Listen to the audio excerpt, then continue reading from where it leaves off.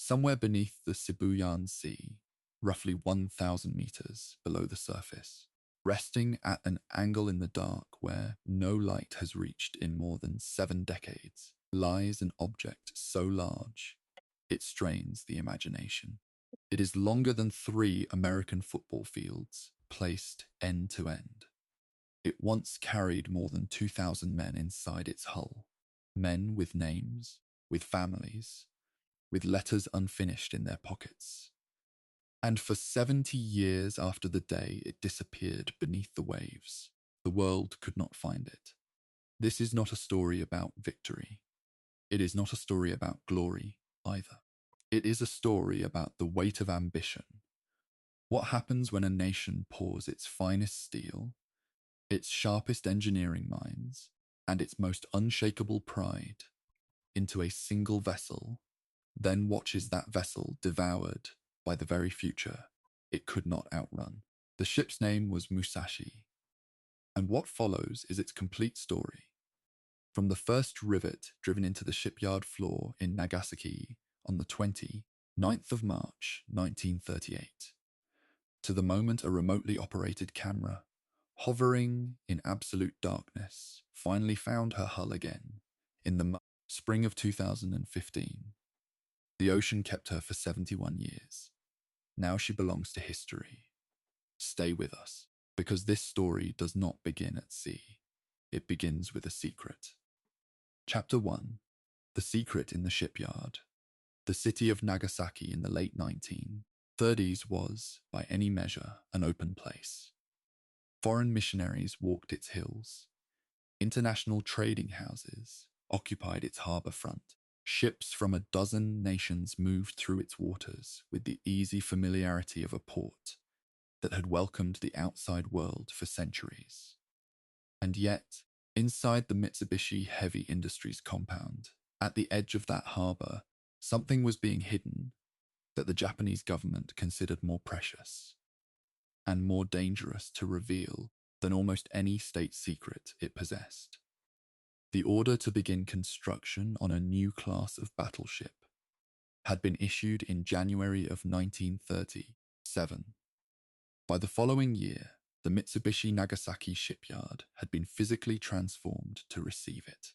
The number 2 building berth, a structure already substantial by any standard, was deepened, widened, and reinforced to accommodate a hull of previously unimagined proportions. Enormous floating cranes capable of lifting 150 metric tons and 350 metric tons were imported to handle the raw material. The slipway itself measured 323 meters in length and 45 meters wide, larger than most factory floors in Japan at the time. But the physical transformation of the berth was only the beginning, because the shipyard sat in full view of a city accustomed to watching the sea. The Japanese military built a wall, not a wall of stone or concrete, but something stranger and more total, a curtain of hemp rope and metal sheeting that enclosed the entire construction zone in a skin of concealment. The metal sheets alone accounted for approximately 410 tons of material. The hemp rope curtaining extended to a staggering 2,700 kilometers in total length, covering more than 845,000 square meters of surface area. To stand outside that shipyard and look toward it was to see nothing but a grey, impenetrable fabric. Whatever was growing inside was nobody's business but Japan's. Workers entered the compound under conditions that today would be called extraordinary. Security protocols, and in the 1930s were simply called fear. Every man employed in the construction was photographed and registered. Those with any knowledge of the blueprints or supervisory authority over the main design were required to swear personal oaths of secrecy, oaths with genuine consequences for breach. The Kempeitai, Japan's military police force, maintained a visible presence in and around the site. Blueprints were kept under armed guard. Every copy was accounted for at the close of each working day. The architects and engineers who had designed this vessel knew that their knowledge itself was classified cargo.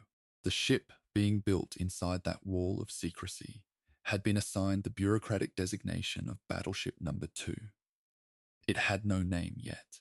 It was a number, a project, a problem in steel and ambition still searching for its identity.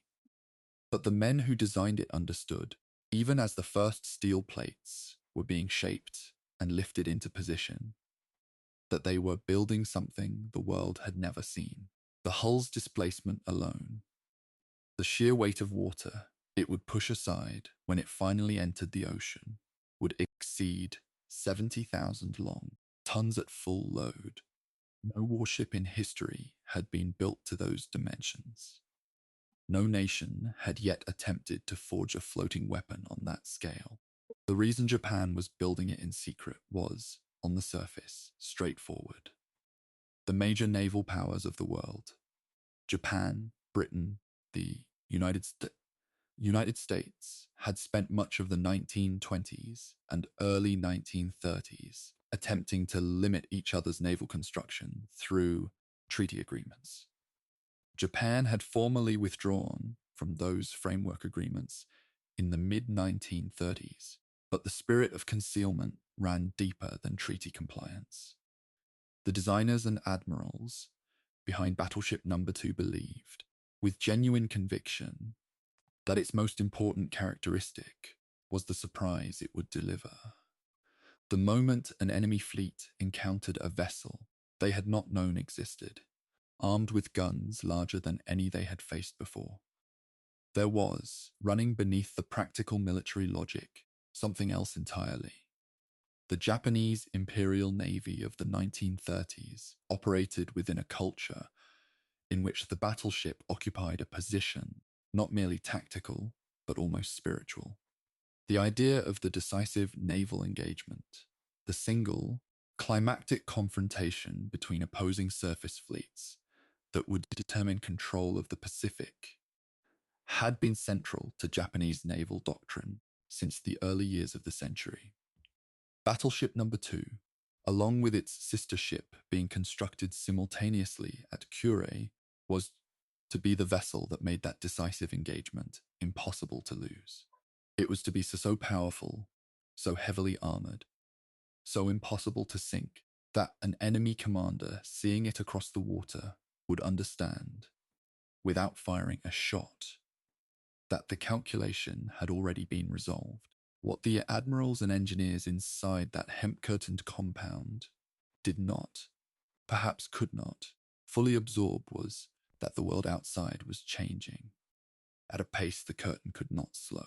Even as the steel frames of Battleship Number 2 climbed upward in the Nagasaki shipyard, carrier aviation was rewriting the fundamental logic of naval combat. Aircraft launched from ships could now strike targets hundreds of kilometers away. The decisive engagement of surface fleet against surface fleet, the dream that justified every ton of steel in that slipway, was becoming something that might never occur, not because it was impossible, but because the weapons that made it imaginable were already being made obsolete. But that knowledge had not yet reached the admirals. And so the building continued, behind its wall of rope and metal, in the earnest conviction that what was rising inside would change everything. On the 29th of March, 1938, the keel of Battleship Number 2 was formally laid. A quiet ceremony, attended by a carefully selected number of officials, marked the moment. There were no crowds. There were no public announcements. The city of Nagasaki went about its mourning outside the hemp curtain, largely unaware that a few hundred meters away, the most powerful warship in human history had just been born. As a line of steel on a concrete floor, patient and unremarkable, waiting to become something the ocean had never held before. Chapter 2. Forging the Giant. To build a ship of Musashi's intended scale required more than just steel and determination. It required the complete reorganization of an industrial supply chain. The Mitsubishi Nagasaki shipyard had been one of Japan's premier construction facilities for decades, but the dimensions demanded by Battleship No. 2 exceeded anything in its experience. Before the keel was laid, the No. 2 slipway had been rebuilt from the ground up, its concrete reinforced, its dimensions expanded, its surrounding infrastructure upgraded to handle the movement of components whose individual weight would have taxed an ordinary shipyard's entire lifting capacity. This was not construction as it had been practiced before. This was construction as a form of national mobilization. The raw material flowed in from across Japan's industrial network, though always without explicit identification of its final destination. Armor plate of quality and thickness that had never been produced for a naval vessel in Japan, up to 650 millimeters thick at the face of the main gun turrets, was manufactured, transported, and fitted with a precision that pushed Japanese metallurgical practice to its absolute boundary. The deck armor alone, at 200 millimeters, was designed to defeat plunging fire from long-range guns. The central belt protecting the ship's vital machinery spaces reached 410 millimeters of hardened steel. The men who designed these specifications were not being cautious. They were attempting to build something that, in their doctrine, could not be killed. The main battery was the heart of the entire enterprise. 9 guns of 460 millimeter caliber, arranged in 3 triple turrets. The shells those guns fired weighed approximately 1,460 kilograms each. They could be hurled to a distance of roughly 40 kilometers. Each turret alone weighed approximately 2,700 tons, more than many entire warships of an earlier era. Mounting those turrets required lifting machinery of a scale that had to be engineered specifically for this project, using the enormous floating cranes that had been purchased before the keel was even laid. The guns were manufactured under the same security protocols as the ship itself, their true caliber classified, their production facilities sealed from outside inspection. The propulsion system matched the ambition of the armament.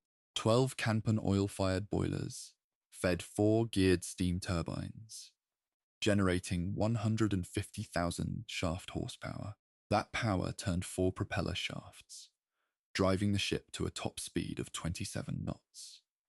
Fast enough, the designers calculated, to dictate the terms of any surface engagement. The fuel required to sustain that speed was enormous, and the logistics of feeding Battleship No. 2 at sea would prove to be a recurring problem throughout her operational life. The ship's range was rated at 7,200 nautical miles at 16 knots, but the fuel bills of the Yamato-class battleships would become quietly one of the more uncomfortable facts that the naval planners preferred not to dwell on. Throughout 1938, 1939, and into 1940, the hull climbed steadily inside its hemp curtain. Workers arrived each morning, presented themselves for inspection, and disappeared inside a compound that had become a world entirely its own. Those living and working near the shipyard in those years later recalled the sounds, the percussive rhythm of riveting, the groan of heavy steel being moved, the shouts of supervisors directing teams of men working in conditions of genuine physical hardship. What they could not see was what those sounds were making. The city of Nagasaki moved through its daily life with a vast, classified secret growing at its edge, its true shape invisible behind 400 tons of metal sheeting and more than 2,000 kilometers of rope. By the summer of 1940, the hull was nearing completion.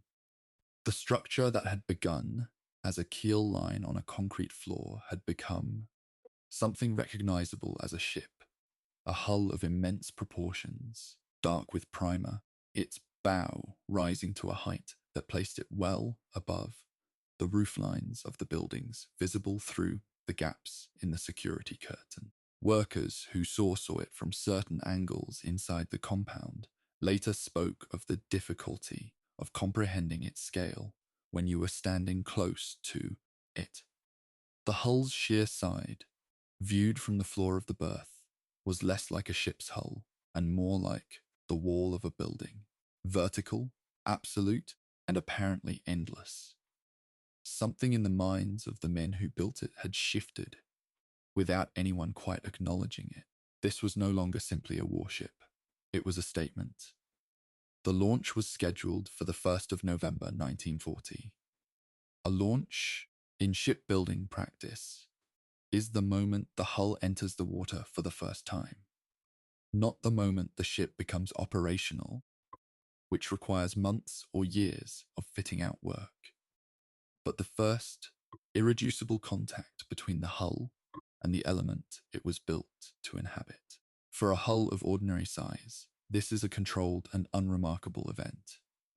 For Battleship No. 2, the physics of the moment had been calculated with considerable anxiety. A hull displacing the mass of a small city, moving from land into a harbour of finite depth, would displace a very large volume of water very quickly. The engineers knew this. They had run the numbers. They were reasonably confident. What happened on the 1st of November 1940 was not precisely a disaster, but it was a demonstration of scale that the city of Nagasaki absorbed with a mix of shock and bewilderment. The launch ceremony itself was attended only by a small group of senior naval officials. No public ceremony, no crowd, no announcement. The hull moved down the slipway and entered Nagasaki Harbor. The volume of water displaced by its entry sent a wave approximately 4 feet in height, surging outward through the harbor and up the rivers that fed into it. That wave capsized fishing vessels moored at their berths. It flooded homes along the riverbanks. The harbor of Nagasaki, which had seen centuries of maritime traffic, had never experienced anything quite like the arrival of Battleship No. 2. The secret inside the curtain had, in its first act of existence as a floating object, announced itself to the surrounding city with a force that no amount of hemp rope could have concealed. The hull was towed to the nearby naval base at Sasebo for fitting out.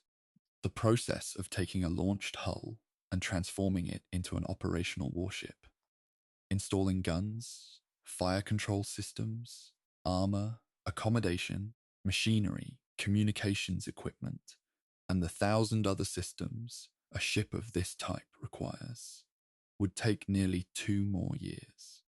Captain Kaoru Arima was assigned as the ship's first equipment officer, responsible for overseeing the fitting out process. It was only during this period, as the ship began to take its final form, that it received the name by which the world would eventually know it.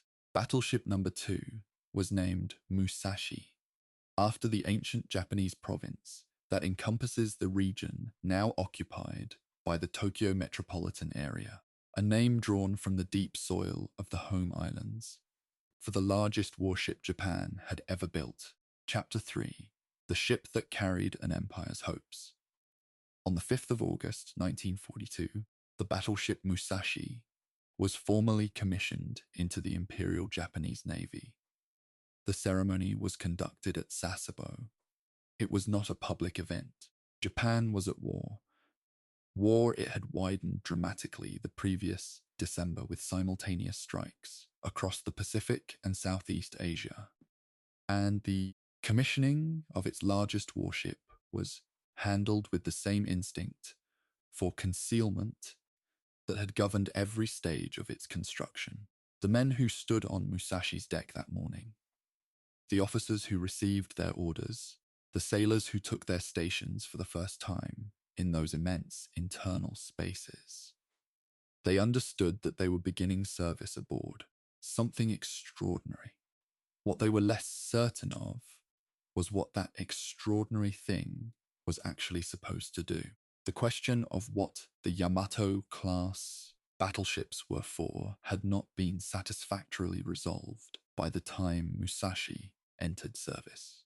The decisive surface engagement for which they had been designed, the scenario in which Musashi and Yamato would confront an enemy battle fleet at long range, absorb whatever punishment that fleet could deliver, and respond with their 460mm guns, had not materialized. The naval war in the Pacific had turned, with devastating speed, into something else entirely. The attack on Pearl Harbor in December of 1941 had been delivered not by battleships but by carrier aircraft. The Battle of the Coral Sea the following May had been fought entirely by aircraft on both sides, with the opposing surface fleets never coming within visual range of each other. The Battle of Midway in June of 1942, the decisive engagement that both sides had anticipated in different forms, had been decided entirely by dive bombers. By the time Musashi was commissioned, the war she had been built to fight had already been fought and had been fought without her. Her physical presence, however, was undeniably formidable.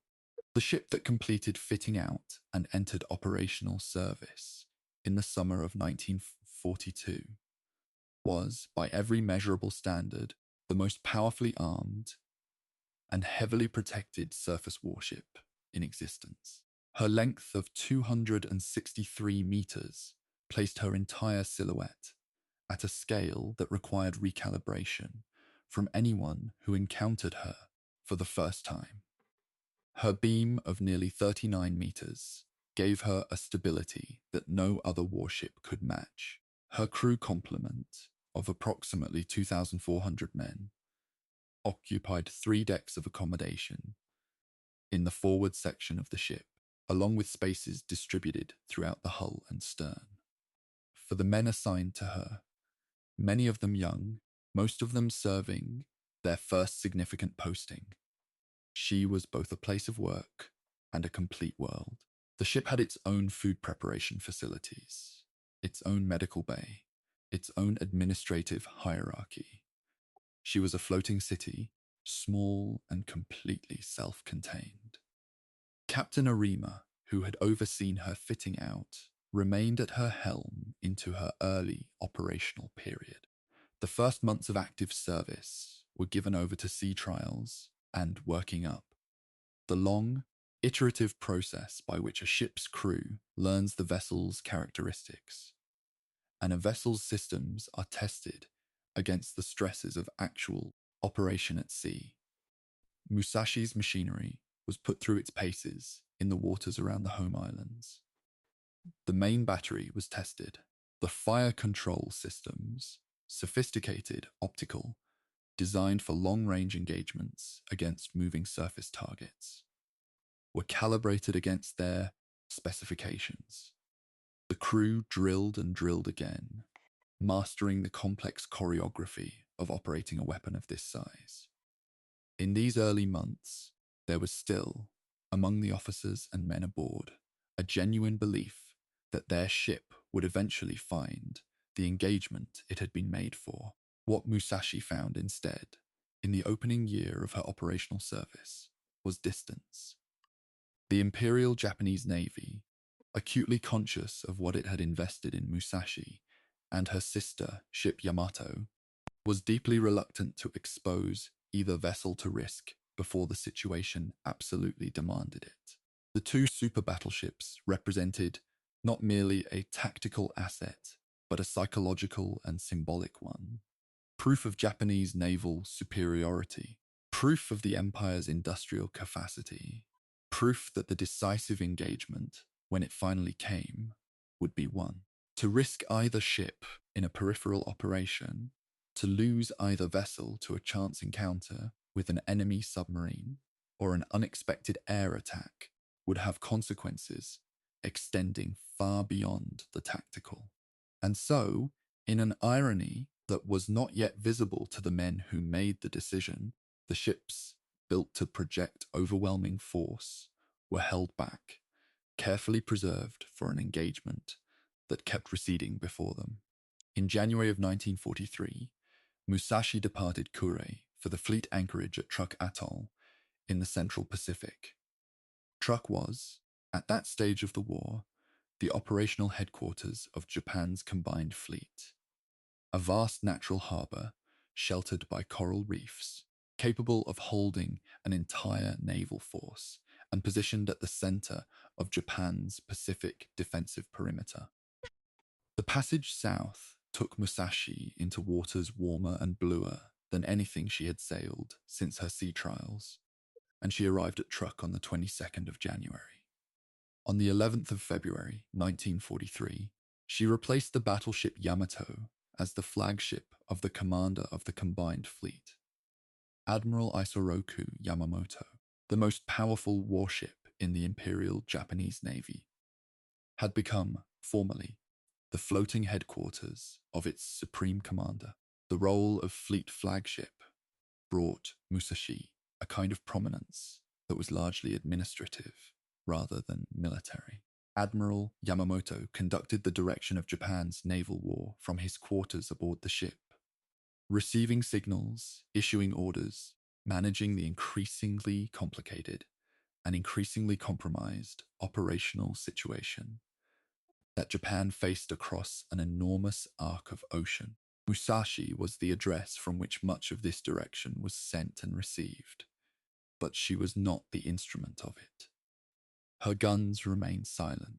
Her crew, thousands of men living in the close, regulated world of a warship at anchor, drilled and waited, watched the other ships of the fleet move in and out of the lagoon, and understood that the battle for which they had prepared was not yet here.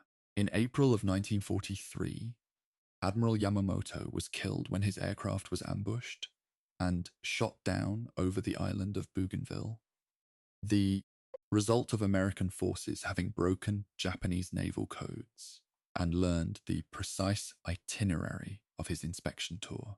He was replaced as commander of the combined fleet by Admiral Minechi Koga, who also made Musashi his flagship. The transition was managed with the composure that the Japanese Navy's culture demanded, but the loss of Yamamoto, the architect of the Pearl Harbor attack, the officer who had, more than any other individual, shaped the strategic character of Japan's war at sea, was a blow of the first order. Musashi had carried the man. She had not been able to protect him from the sky. The months at Truk accumulated. Musashi sat at anchor in the lagoon through much of 1943, departing on various fleet movements that were more exercises in fuel consumption than genuine operations. Returning to the anchorage, waiting. The war around her was going badly. The campaign in the Solomon Islands had ground down into attritional disaster. Guadalcanal had been lost. The defensive perimeter that Truk was meant to anchor was contracting under sustained American pressure. The decisive engagement, the battle that Musashi's entire existence was built around, remained stubbornly, maddeningly absent from the horizon. The ship was everything she had been designed to be. She simply had not yet been asked to be it. Chapter 4. The Ghost Fleet. There is a particular kind of military frustration that has no name in tactical manuals, but is recognized by every soldier and sailor who has experienced it. The frustration of being prepared for a fight that does not come. By the middle of 1943, it was beginning to settle into the bones of Musashi like weather. Her crew, carefully selected, rigorously trained, serving aboard the most capable warship their nation had ever built, had spent the better part of a year at anchor or at low-speed exercises in waters well behind the actual front. The fighting was happening to other ships, other men, in other seas. Musashi watched the fleet move around her, like a spectator, watching a game she had not been invited to play. The strategic logic behind this restraint was not irrational, even if its human costs were real. The combined fleet's planning apparatus understood, at some level, that the war was entering a phase in which American industrial production would begin to tell. The building of new carriers, new aircraft, new submarines was proceeding at a pace that Japan's own industrial base could not match. In that context, the two super battleships represented an irreplaceable reserve, ships so capable and so expensive to replace that committing them to action before the right moment was a risk that no responsible officer could easily justify. The right moment, by this logic, was the decisive surface engagement that remained the lodestone of Japanese naval doctrine. That engagement had not yet arrived. Therefore, Musashi waited. What was changing around her, however, was the nature of the war itself. American submarines were operating with increasing effectiveness in the waters between Japan and its Pacific positions, attacking the supply lines that connected the empire's forward bases to its home islands. The fuel that Musashi required in such enormous quantities to operate at sea was becoming a more fraught commodity, not absent, not yet critically short, but no longer something that could be consumed without calculation.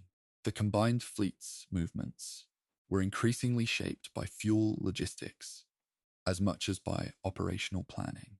Even a ship as important as Musashi could not simply go to sea whenever it was tactically convenient. She went to sea when the fuel was available and when the risk of doing so was justified by the objective. In February of 1944, Musashi departed Truk for Yokosuka on Japan's home islands, accompanied by a light cruiser and a destroyer. The timing was fortuitous. Shortly after her departure, American carrier forces launched a massive air attack on Truk. The operation that would later be called Operation Hailstone, that devastated the ships and facilities remaining at the anchorage. Musashi was not there to receive those attacks. She had already left. Whether this constitutes luck or foresight depends on how one reads the operational record.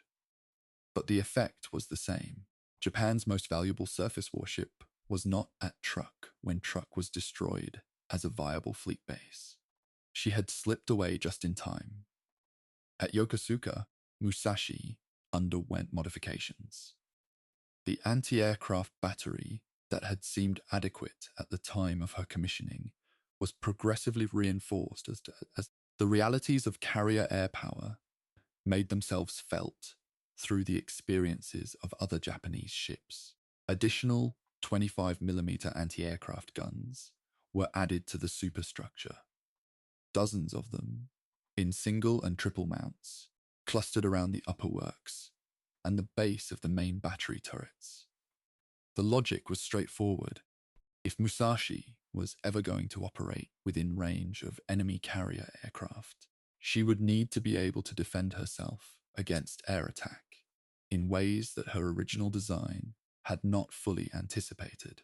The men fitting those additional guns were, without explicitly acknowledging it, conceding a fundamental point about what the war had become. In March of 1944, while transiting southward from the home islands, Musashi was struck by a torpedo fired by an American submarine. The submarine was USS Tunney, and she caught Musashi in waters that the Japanese had considered reasonably secure. The torpedo tore a hole approximately 19 feet in diameter in the bow section, causing flooding that killed 7 men and damaged the ship's forward structures. Musashi returned to Yokosuka for repairs that lasted through April. It was her first experience of being struck by a weapon in anger, and it was a submarine. Not a battleship, not a cruiser, not the opponent she had been designed to defeat. That had drawn first blood. The irony was not lost on officers who thought carefully about such things. The repairs completed, Musashi rejoined the fleet and moved south again to the anchorage at Tawi-Tawi near the Philippine coast, a position chosen partly for its proximity to fuel supplies in Borneo, and partly for its location at the edge of the waters where the next major operation was expected. The summer of 1944 was when Japan's situation finally became impossible to manage with the mixture of restraint and calculation that had characterized the previous 2 years. American forces were advancing with a speed and weight that the defensive perimeter could not absorb. The Mariana Islands, Saipan, Tinian, Guam, were under assault. The Philippines, the anchor of Japan's entire defensive conception for the Western Pacific, were clearly next on the list. The decisive engagement that Japanese doctrine had always promised was no longer a strategic option to be preserved for the right moment. It was a deadline. In June of 1944, Musashi participated in the Battle of the Philippine Sea, the operation the Americans would later call the Great Marianas Turkey Shoot. Though from Musashi's position in the fleet formation, the catastrophic dimensions of what happened to Japanese carrier aviation that day was only partially visible. The battle destroyed the remnants of Japan's carrier air groups, the pilots, aircraft, and accumulated operational experience that could not be quickly replaced. It was, in retrospect, the moment that made the Battle of Leyte Gulf, 4 months later, not merely likely, but inevitable. Japan had run out of the ability to defeat American air power. What remained was the question of how it would respond to that fact. The answer that Japanese naval planning produced was Operation Shogo. Victory, operation, a plan of breathtaking complexity, and, in retrospect, very limited realistic probability of success. The core of it was this: a large surface force, including Musashi and Yamato, and the other surviving capital ships of the combined fleet, would advance into the Philippine Sea and attack the American invasion fleet at Leyte Gulf directly. It was the decisive surface engagement. Finally, it was what Musashi had been built for. The fact that Japanese carrier air power no longer existed in any meaningful form to provide cover for that advance, that the surface ships would be proceeding, essentially, without air protection through waters controlled by American carrier aircraft, was acknowledged in the planning process, and then somehow set aside. The logic of no other option has its own momentum. Chapter 5. The Last Voyage Begins. On the 18th of October, 1944, the American invasion force began landing operations on the island of Leyte in the central Philippines. The landing was the signal Japan had been waiting for, not because Japan wanted it to come, but because its arrival meant that Operation Shugo, the plan that had been prepared for this moment, now had to be executed. There was no longer any meaningful alternative. The Philippines were the final strategic depth Japan possessed in the Western Pacific, and if they fell, the consequences for Japan's ability to continue fighting the war at all would be catastrophic. The fleet would move. Musashi would move with it. The force assembled at Brunei on the northern coast of Borneo, a harbour chosen because of its proximity to the fuel supplies that the fleet required in such quantities. The operational commander was Vice Admiral Takeo Kurita, a veteran officer who had no illusions about the difficulty of the task before him. By accounts preserved in the post-war record, Kurita addressed his subordinate commanders before departure with a frankness that was remarkable for its honesty about the odds. He spoke of the possibility, the likelihood, that the fleet would be attacked from the air as it approached its objective. He acknowledged that Japanese air cover would be limited or absent. He framed what was about to happen not as a conventional military operation, but as a sacrifice the Navy was required to make for the larger cause. The commanders in that briefing room understood what they were being told. Musashi was part of what the Japanese designated the First Striking Force, or Center Force, the main body of the fleet that would transit north through the Sibuyan Sea, pass through the San Bernardino Strait, and descend on the American landing forces at Leyte Gulf from the north. It was an audacious routing, threading the fleet through narrow waters and across a body of sea where American carrier aircraft would have clear fields of operation. The plan assumed that diversionary operations by other Japanese forces, including a separate force of carriers reduced to near uselessness by the loss of their air groups, would draw the main American carrier forces away from the path of the center force. Whether this assumption was realistic was a question that the planners had answered in the affirmative, because they needed it to be true. The fleet departed Brunei on the 22nd of October, 1944. Musashi took her position in the formation, a line of ships moving in the order that battle doctrine prescribed, her enormous bulk visible for considerable distances across the water. The voyage north through the Palawan Passage, the first leg of the approach to the Philippines, passed through waters where American submarines were known to operate. On the 23rd of October, 2 Japanese heavy cruisers at the head of the formation were struck by torpedoes from American submarines. One of them, the cruiser Atago, was Kurita's own flagship, and the admiral had to be pulled from the water and transferred to the Yamato. A second cruiser was so badly damaged she had to turn back. A third was damaged. The fleet had not yet reached its objective, had not yet come within range of the aircraft that were the primary threat, and it had already lost ships. The mood in the formation, invisible to any observer outside it, must have been grim. Musashi moved north through the night of the 23rd of October and into the 24th, entering the Sibuyan Sea, the body of water enclosed by the Philippine island groups of Luzon, the Visayas, and Palawan. It was here, in these relatively enclosed waters, that the center force had always been most exposed. The Sibuyan Sea offered no room for the kind of wide maneuvering that a fleet under air attack would need to complicate the targeting problems of its attackers. The ships would be threading through a defined channel, their courses constrained by geography, their movements readable. American reconnaissance aircraft had already found the fleet the previous day. There was no question that strikes were coming. The only question was when and how many. The morning of the 24th of October, 1944, began with the fleet moving in reasonable order across the Sibuyan Sea. The weather was clear.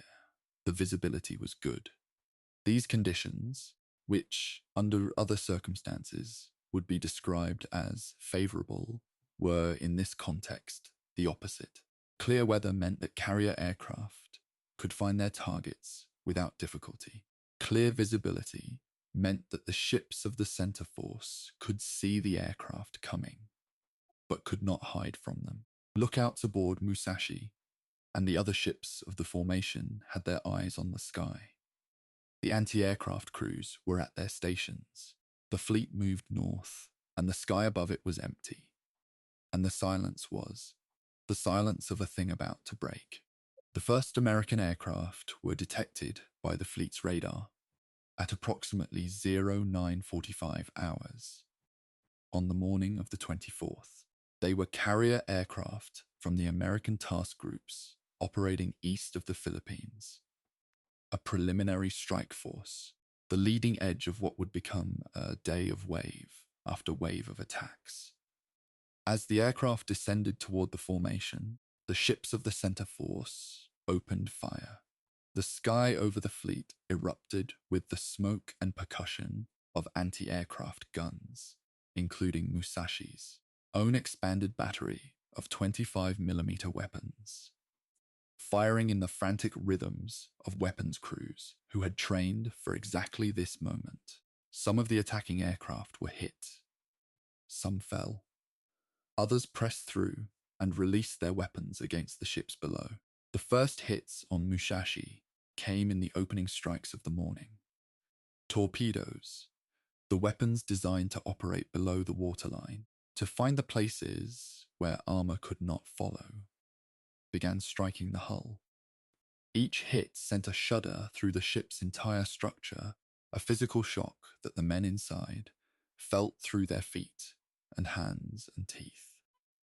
Damage control teams moved to the affected compartments, shoring bulkheads, managing flooding, trying to preserve the ship's stability and trim. The hits were survivable. The flooding was manageable for now.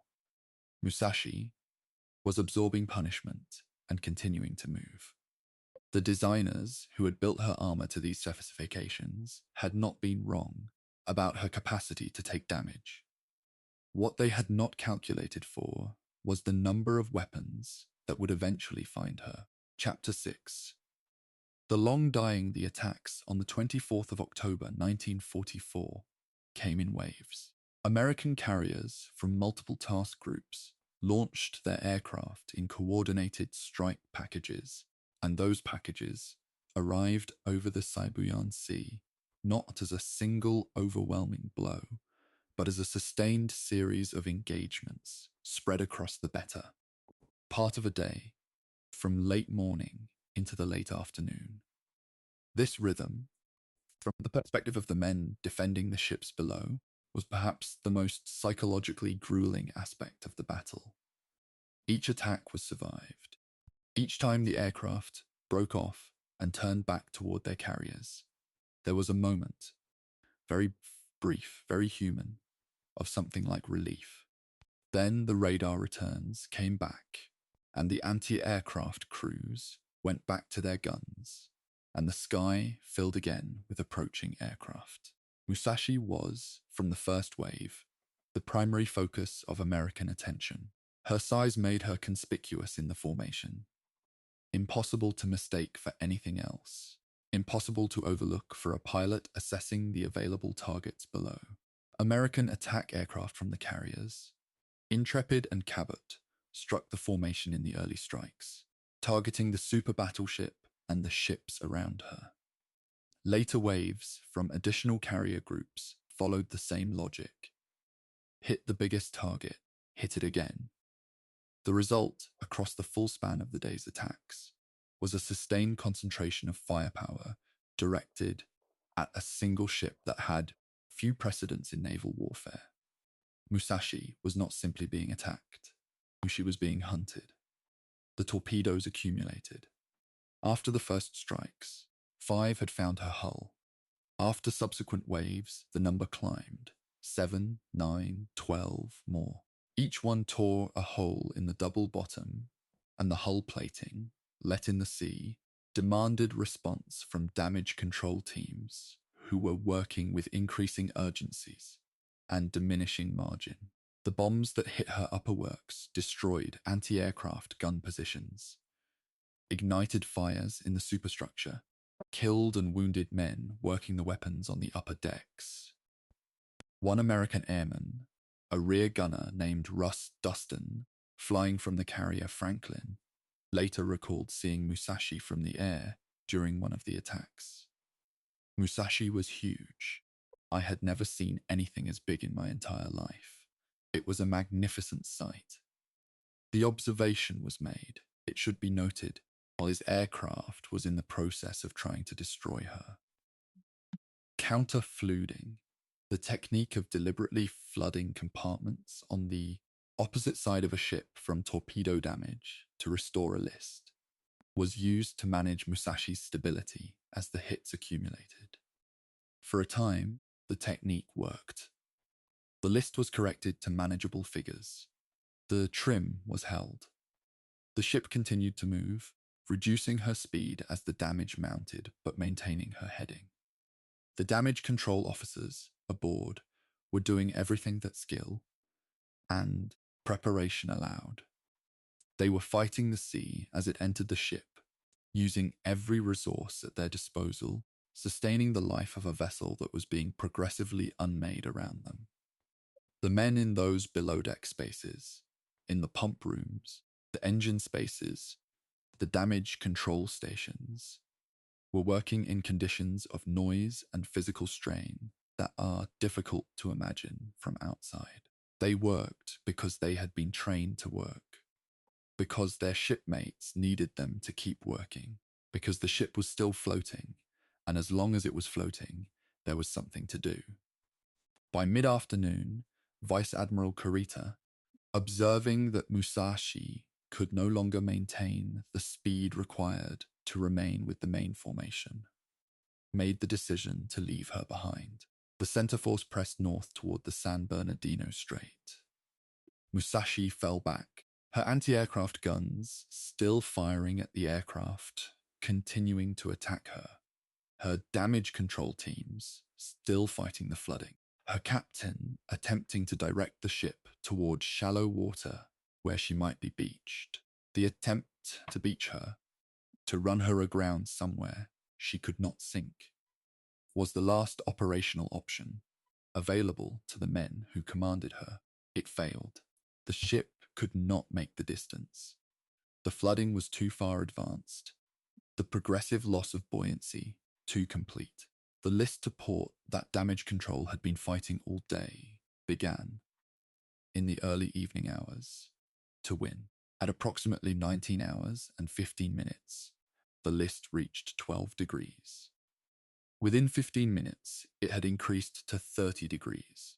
The ship's deck, that enormous flat space that men had walked every day for 2 years, that had seemed as solid as the ground beneath a city, was tilting beyond any human ability to stand on. At 19 hours and 30 minutes, the order to abandon ship was given. Men poured from the hatches and over the rails. They entered the water, which was warm in those Philippine latitudes, or they waited on the hull as it continued to roll, trying to find a safe moment to jump. At 19 hours and 36 minutes on the 24th of October, 1944, the battleship Musashi capsized and sank. She went bow first, the forward turrets pulling her down. 1,023 men died with her or in the water around her.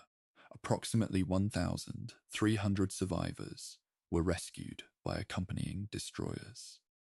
Captain Toshihira Inoguchi, who had commanded the ship through the battle, chose not to abandon his post.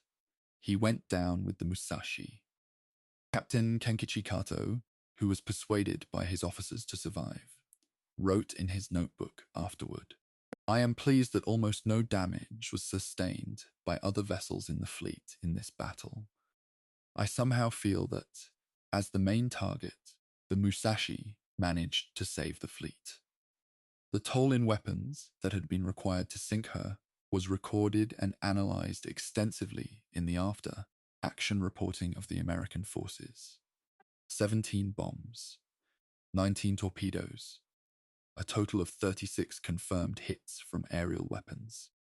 No warship in the war, no warship in recorded naval history, had absorbed that volume of aerial ordnance and remained afloat as long as Musashi did. She had floated, fighting back, for more than 9 hours after the first attacks began.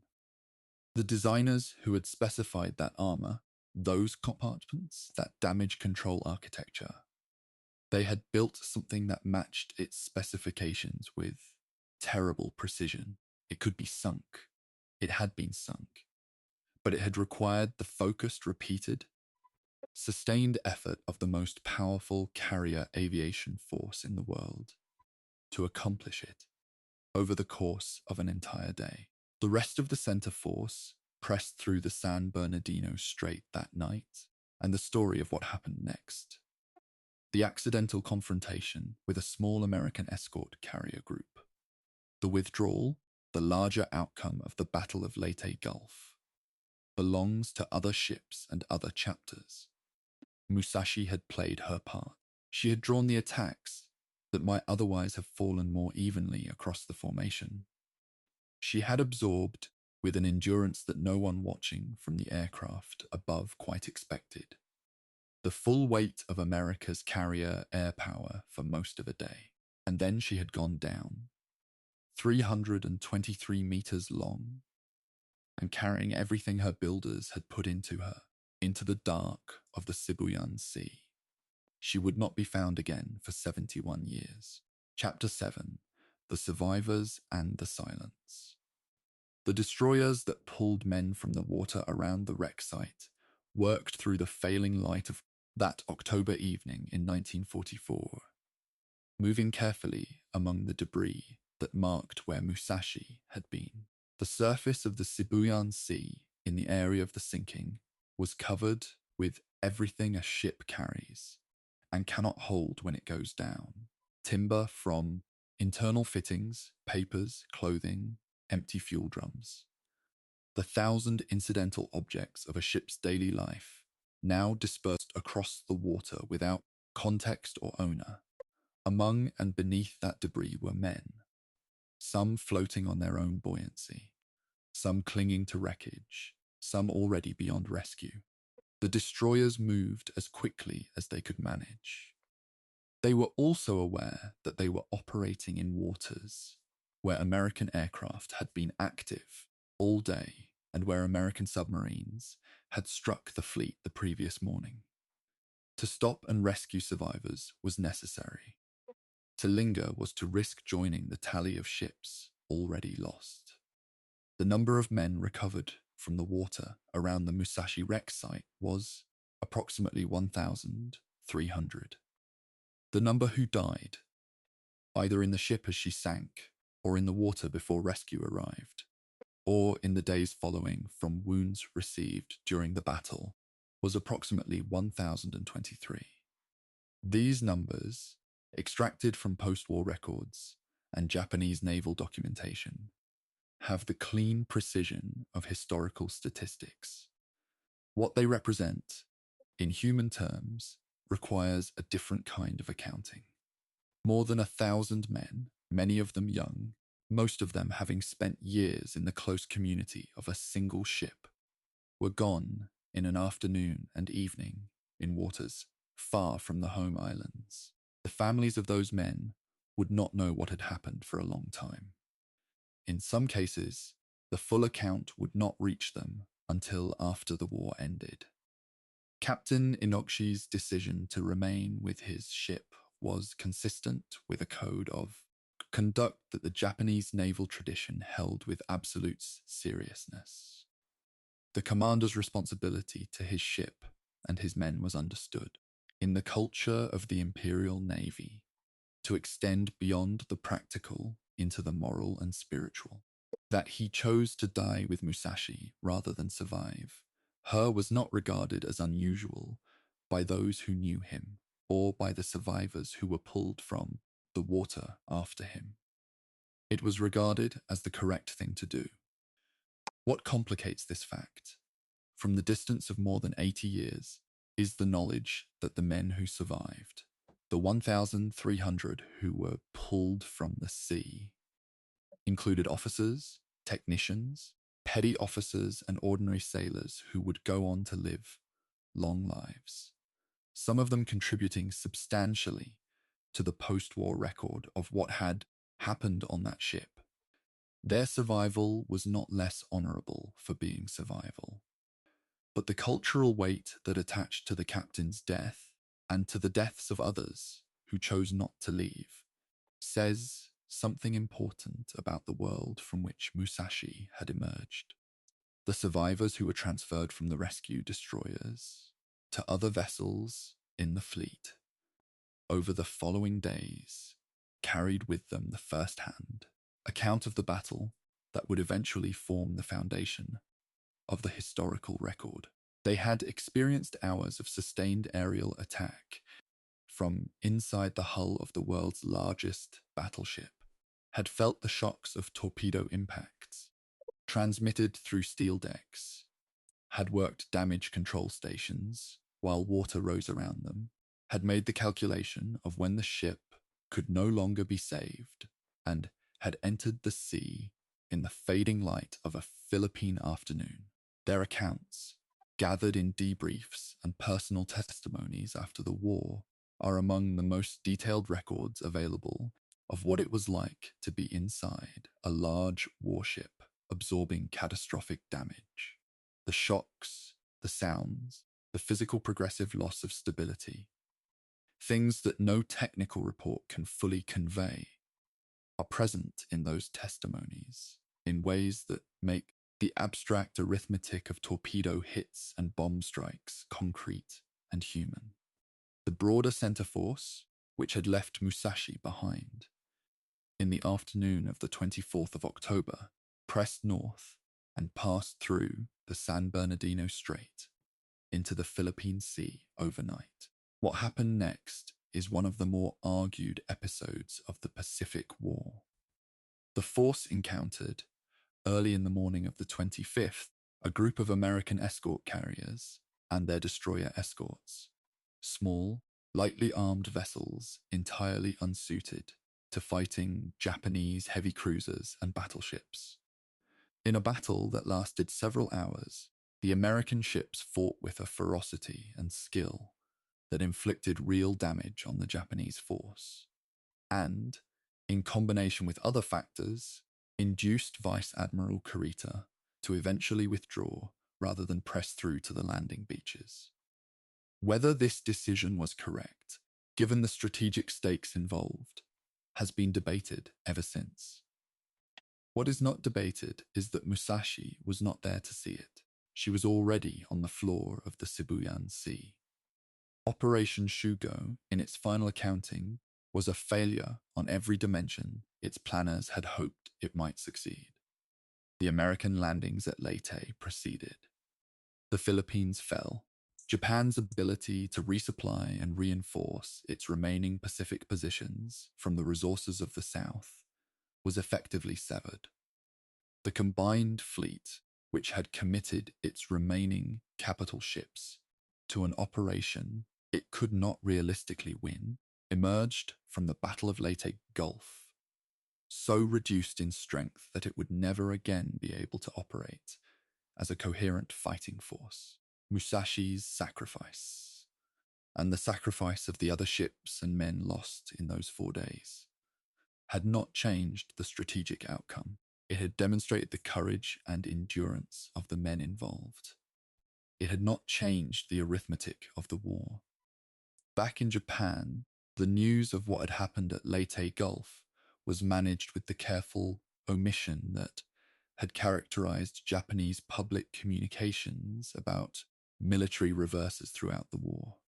The loss of Musashi was not announced as a loss.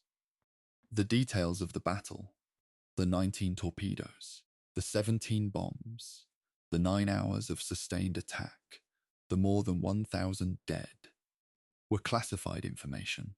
The families of the men who had served aboard her and who had not come home received notifications that were formulated in the language of honorable sacrifice rather than operational catastrophe. The full picture of what had happened to Japan's greatest warship would not become public until after the war ended, and even then the process of understanding was gradual, complicated by the destruction of records and the deaths of key witnesses. The ship that had been built in secrecy had been lost in secrecy, and the secrecy outlasted the war that had produced it. The survivors who returned to Japan, some of them wounded, all of them carrying the experience of having watched Musashi die from the inside, were dispersed into other assignments.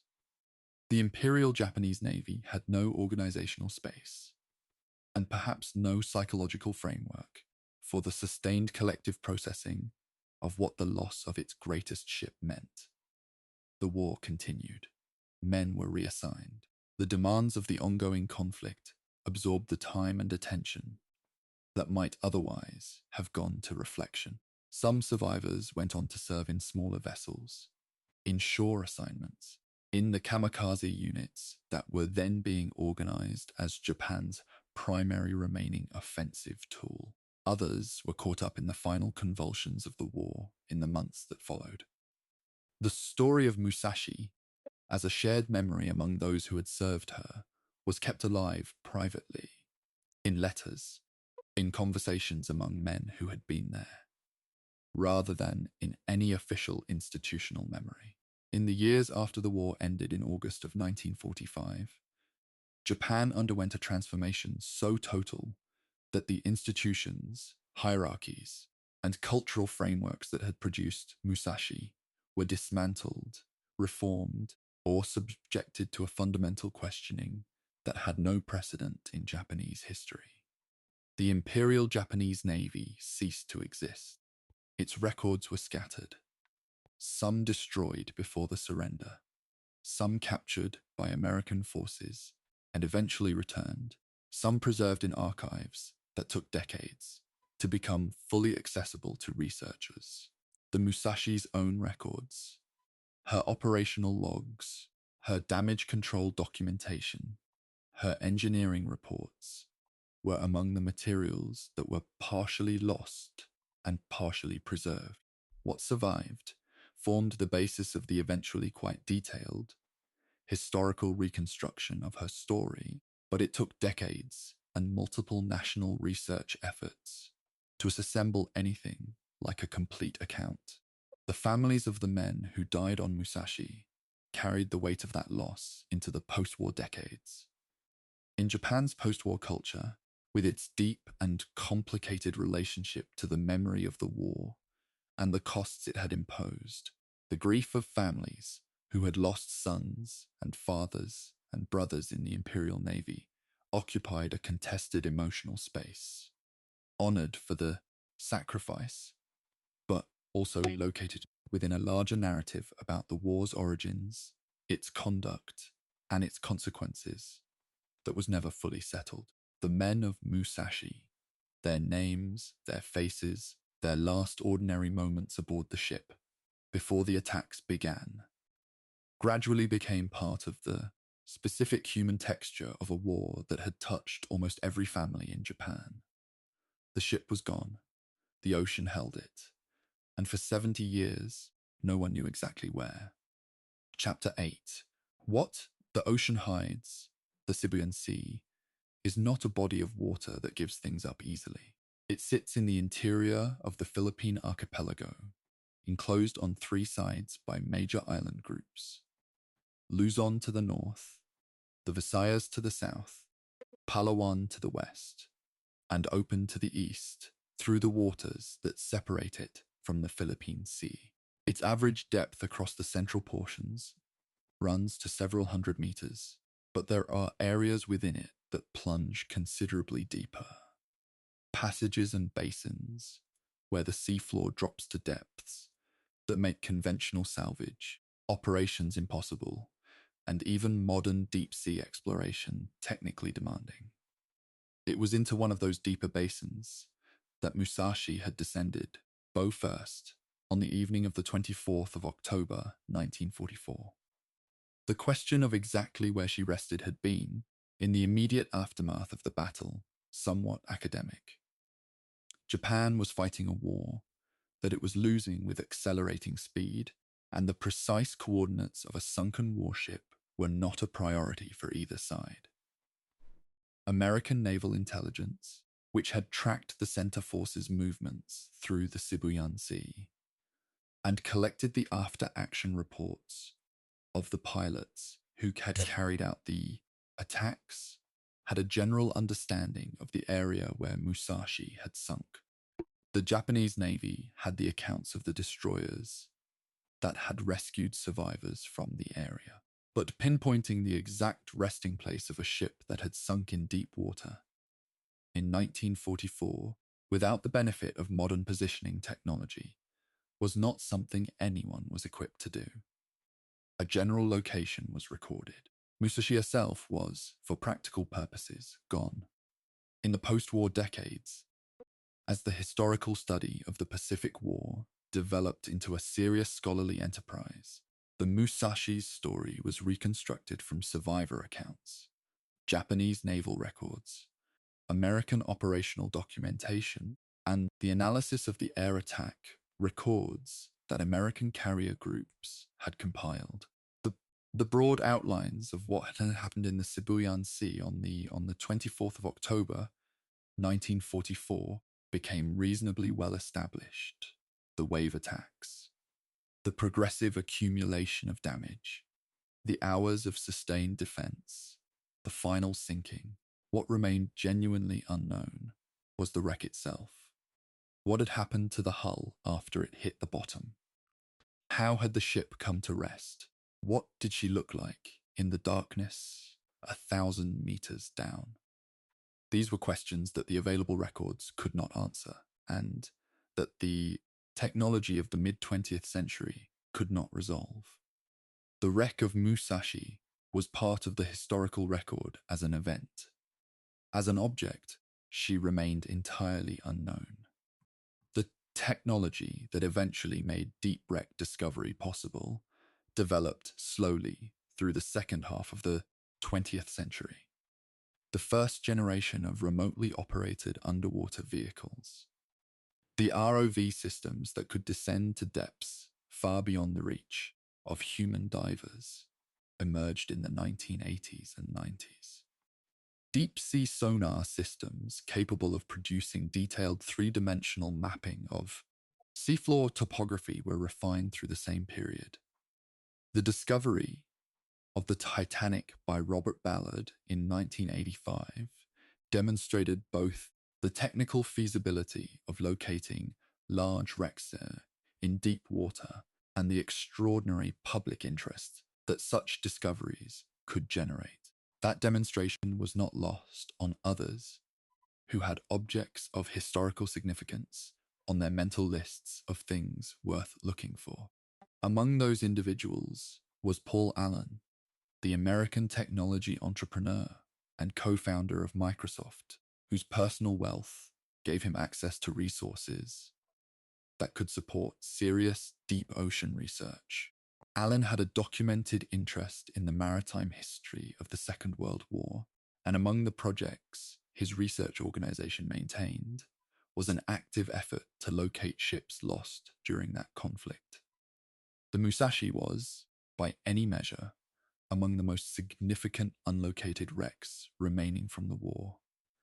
The second largest warship ever built, the ship that had absorbed more aerial ordnance than any vessel in history, resting somewhere in the Sibuyan Sea, in waters deep enough that it had never been found. For a project with access to serious technical capabilities and genuine historical motivation, it was an obvious candidate. The search effort that Allen's team assembled was not a casual undertaking.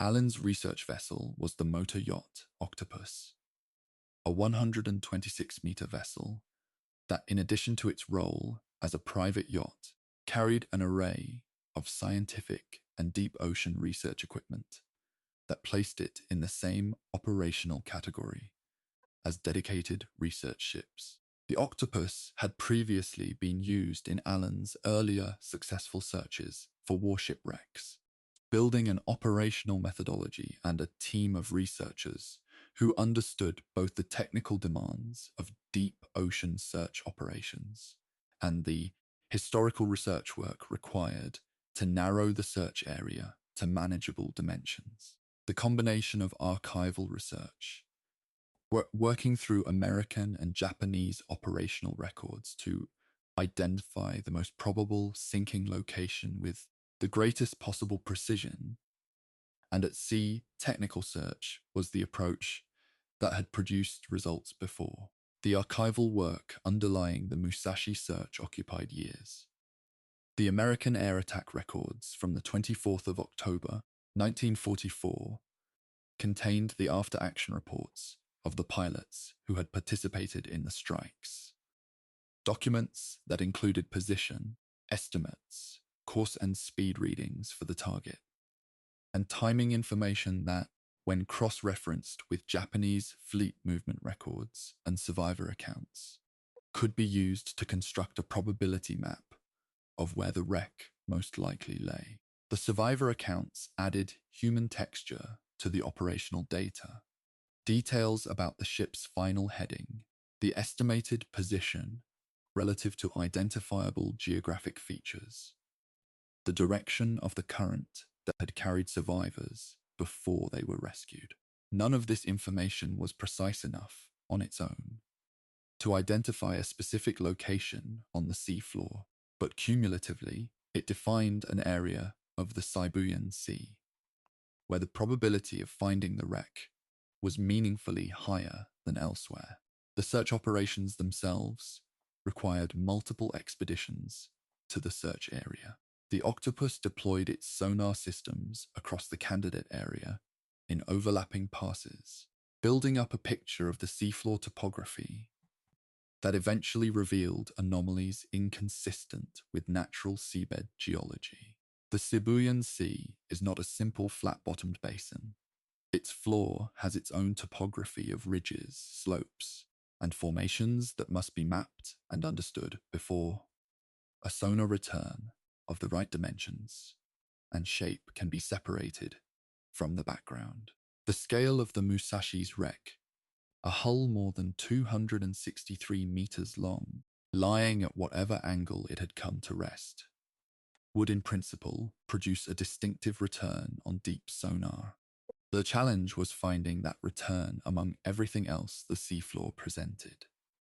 This is patient work, methodical and unglamorous, conducted far from sight in a part of the ocean that most people will never see. What the Octopus's search systems eventually found in the waters of the Sibuyan Sea in the early weeks of 2015 was a sonar return of the right dimensions and the right character to be worth investigating closely. The ROV was deployed, a remotely operated vehicle descending on its tether into the dark, carrying cameras and lights into water, where no light had penetrated since October of 1944. The descent to approximately 1,000 meters took time. The vehicle moved through the water column in darkness, with only its own instruments for reference, guided from the surface by operators watching data feeds and making fine adjustments to its position. Then the camera's lights began to illuminate objects on the seafloor, and what they illuminated was unmistakable. The images that came back from the ROV in those first moments of contact with the wreck were not dramatic in the cinematic sense, the kind of sudden revelation that a film would require. They were the gradual accumulation of visual evidence that this was, beyond reasonable doubt, the thing being searched for. A hull plate of the right curvature, a gun barrel of the right caliber, a ventilation intake of the right type, the precise engineering-specific details that can only belong to one class of ship.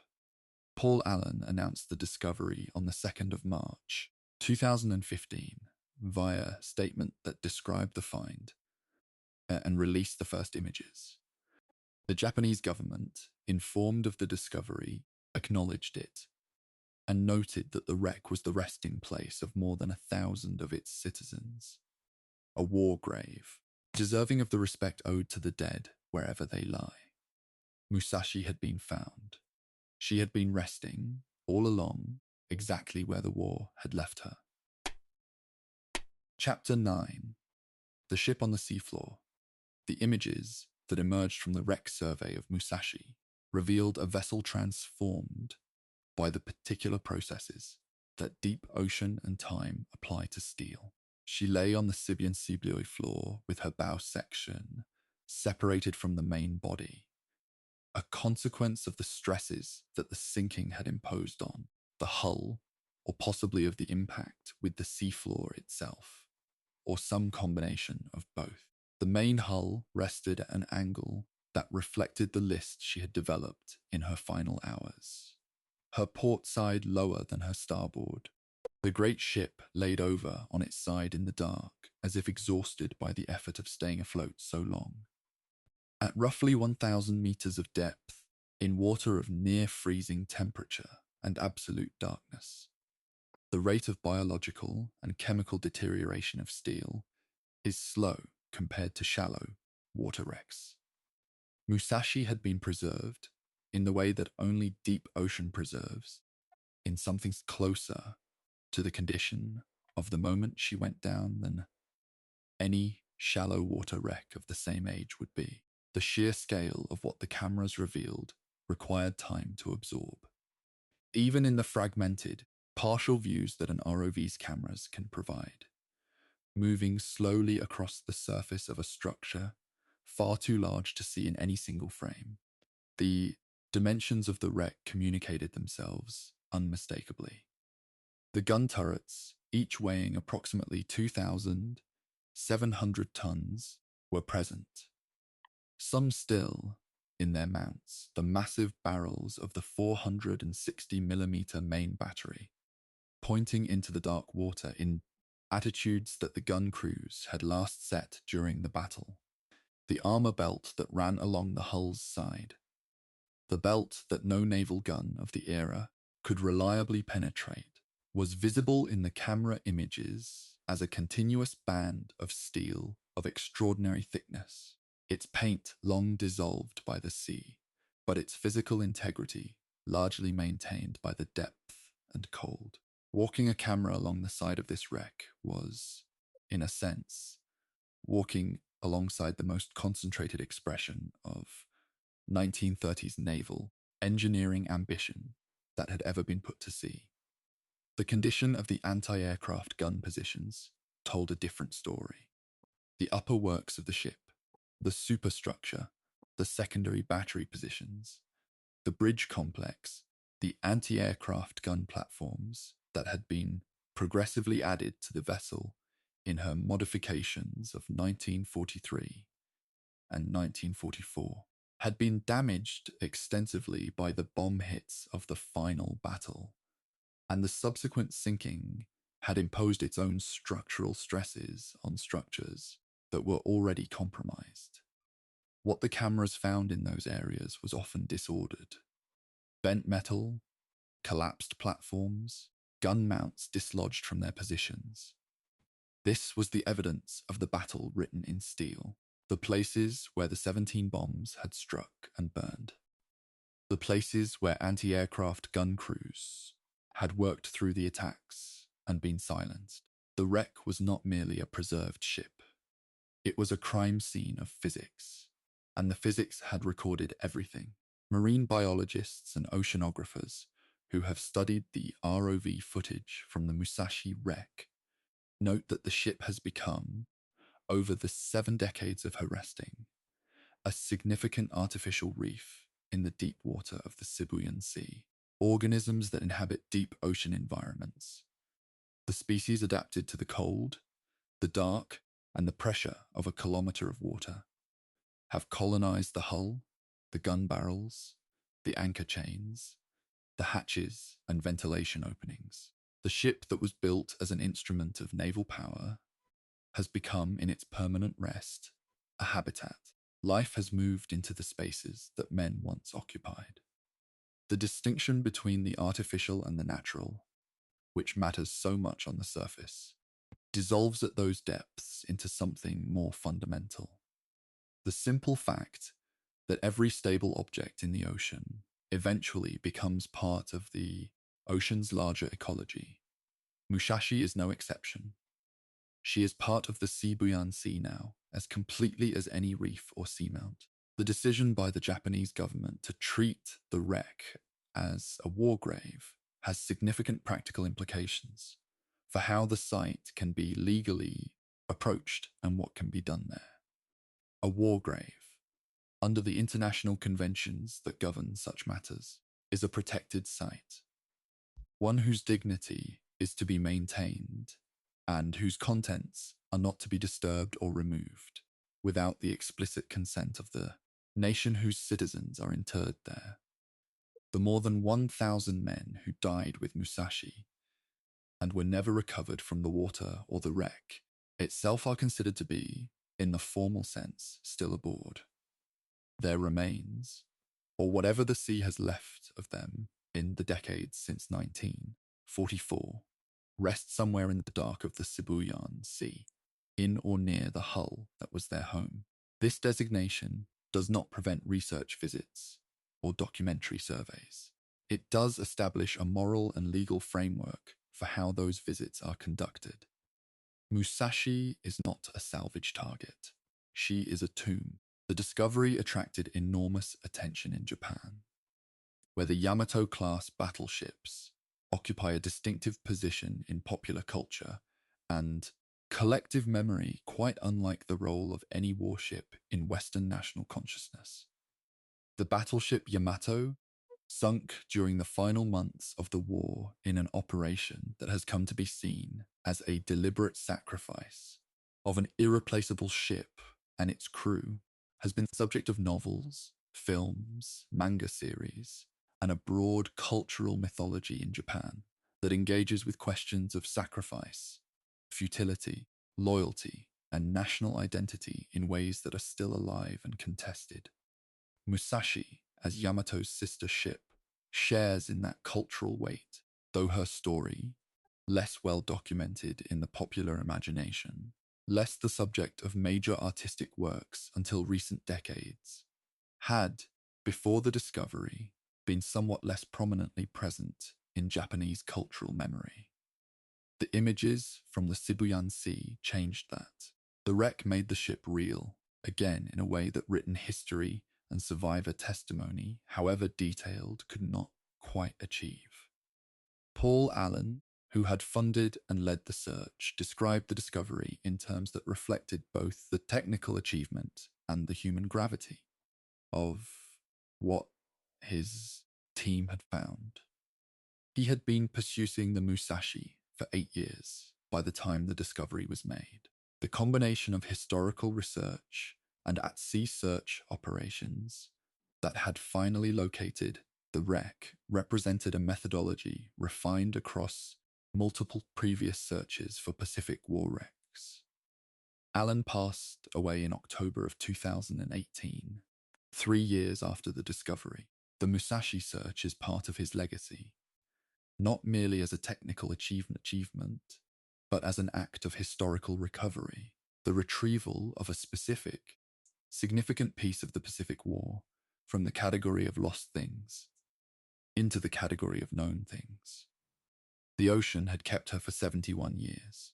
Human curiosity and technological capability had eventually reached down and found her. The ROV footage from the initial survey and from subsequent visits to the wreck has been analysed by naval historians, engineers, and maritime archaeologists who have used it to address specific questions about the ship's final hours. The pattern of torpedo damage visible on the hull, cross-referenced with the timing and positioning of American air attack records, allows reconstruction of the sequence in which weapons struck the ship, which waves caused which specific damage, how the flooding progressed, where the fatal compromises to watertight integrity occurred. The evidence on the seafloor, in this sense, is not merely a memorial. It is a dataset, one that allows the reconstruction of events with a precision that survivor accounts alone could not provide. The wreck and the documentary record together form a more complete picture of what happened on the 24th of October, 1944, than either could provide separately. What the cameras could not find, and what no future technology is likely to recover, is the human record of those final hours, the specific conversations, the individual acts, the fear and determination and exhaustion of the men who worked the ship until she could no longer be worked. Those things exist only in the testimonies of survivors, fragmentary and shaped by memory and by the decades between the event and the telling. The wreck preserves the physical record with extraordinary fidelity. The human record is what it always is, incomplete, irreplaceable, and fading as the generation who lived it passes entirely from the world. The last Musashi survivors, men who were young sailors on that October day in 1944, are, in 2026, in the final years of lives that began inside the hull of the most powerful warship their country had ever built. The ocean has their ship, history has their story. And what remains, perhaps, is the question the ship still poses. What was all of it for? The answer to that question is not simple, and it is not the same answer in Tokyo as it is in Washington or in Manila or in the Philippines, where the Sibuyan Sea washes against shorelines that were once the front lines of a war that killed millions of people. The Musashi occupies different positions in different national memories. A symbol of wasted potential in one framing, of extraordinary engineering in another, of a catastrophically wrong strategic doctrine in a third, of individual human courage and endurance in a fourth. All of these framings contain truth. None of them is sufficient on its own. The ship was all of these things at once, as most human objects of genuine consequence are. Complicated, overdetermined, irreducible to a single lesson. She sits on the seafloor of the Sibuyan Sea and declines to be simple. Chapter 10. The men who built her and the men she carried history tends to record the names of admirals and the specifications of weapons. It is considerably less efficient at recording the names of the men who drove the rivets and welded the deck plates and installed the fire control systems in the Nagasaki shipyard between 1938 and 1942.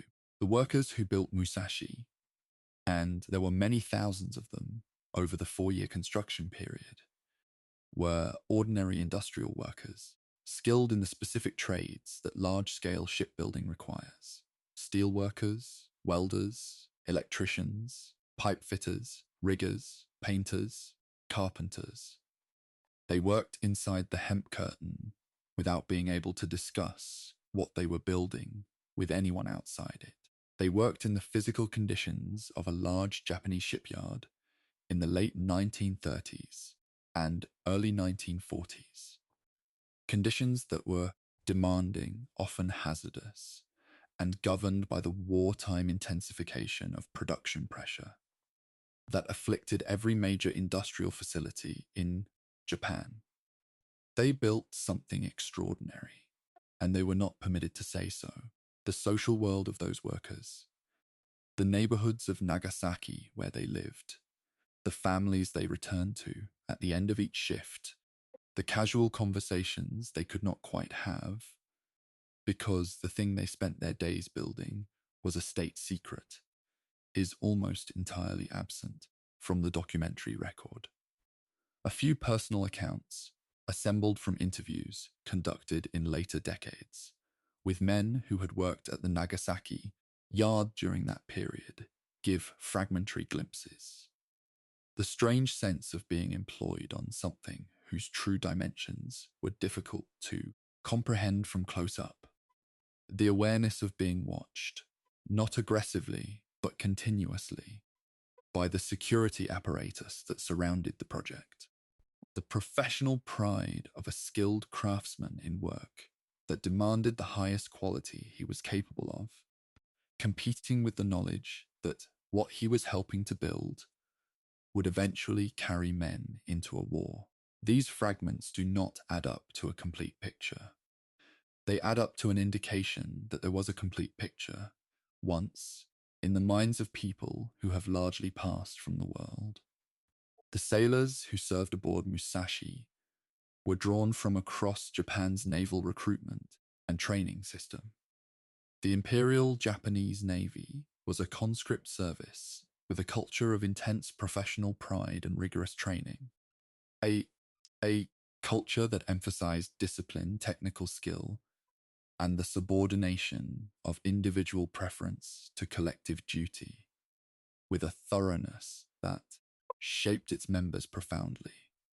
The young men assigned to Musashi, many of them arriving for their first significant posting aboard a ship that was, by any measure, extraordinary, entered a community of roughly 2,400 people living and working in the close quarters of a large warship.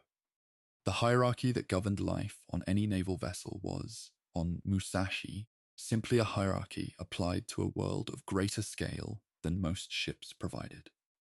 There were the same divisions between officers and enlisted men, the same specializations of gunnery and engineering and navigation and damage control, the same rhythms of watch and rest that structured life aboard any fleet warship. What was different about serving aboard Musashi was the awareness, shared among the crew from the ship's earliest operational days, of what she represented. She was not merely a warship, she was the warship, the largest, the most powerful, the most carefully protected vessel in the fleet. To serve on her was to hold a specific position in the hierarchy of the Imperial Japanese Navy that carried its own particular weight of expectation. The men of Musashi knew that they were, in the eyes of the Navy and in the ideology that surrounded the fleet, custodians of something that mattered beyond the tactical. The ship's symbolic importance was not separate from their daily experience of serving on her. It was woven into it, into the way the ship was referred to in communications, into the care with which her movements were managed, into the consciousness that they were serving on something that the Navy regarded as irreplaceable. This awareness, for those who reflected on it, must have carried its own particular kind of pressure. Life aboard during the long months at Truk and the subsequent anchorages in the Western Pacific was characterized by the particular quality of existence that wartime naval service in a fleet that is not yet fully engaged imposes. There was training, constant, iterative drilling in the skills required to operate the ship in combat conditions. There was maintenance, the endless labor of keeping a vessel of this size in operational readiness, in tropical conditions that are hard on machinery, on paint, on rubber seals, on every material that makes a warship work. There was the social life of a contained community, the relationships that form among men living in close proximity, the hierarchies of personality that develop alongside the formal hierarchy of rank, the specific characters and habits and preoccupations of individuals that become, in the compressed world of a ship at sea, the texture of daily existence. This world is essentially invisible in the historical record. The official logs record positions and courses and maintenance items. They do not record the conversations on the mess decks or the letters written home or the private assessments that men made of their situation and their prospects. The modifications that Musashi underwent in 1943 and 1944. The progressive addition of anti-aircraft weapons to her superstructure were experienced by her crew as a physical transformation of the ship they had come to know. New gun positions appeared where there had been clear deck space. The anti-aircraft battery grew from its original configuration into something considerably more extensive, adding dozens of 25mm weapons in single, twin, and triple mounts, distributed across the upper works. This transformation was visible to the men who walked those decks every day, and its significance was not difficult to read. The guns being added were defensive weapons. Their presence was an acknowledgement that the primary threat Musashi faced in any future engagement would come from above, not from the surface. The ship built for the decisive surface battle was being progressively adapted for a war in which the decisive threat was air attack. The adaptation was real and serious. Whether it would be sufficient was a question that no one aboard could answer. Among the officers who served in Musashi's later period was Captain Toshihira Inaguchi, who took command of the ship in early 1944, and who would be her last commanding officer. Inaguchi was a naval professional of long experience, a man who had served in positions of increasing responsibility throughout his career, and who understood, as well as anyone in the Imperial Japanese Navy, the situation the fleet faced in the autumn of 1944. He was not a man given to the kind of pronouncements that produce historical quotations. He was, by the accounts of those who served under him, thorough, calm, and deeply attentive to the welfare and readiness of his crew.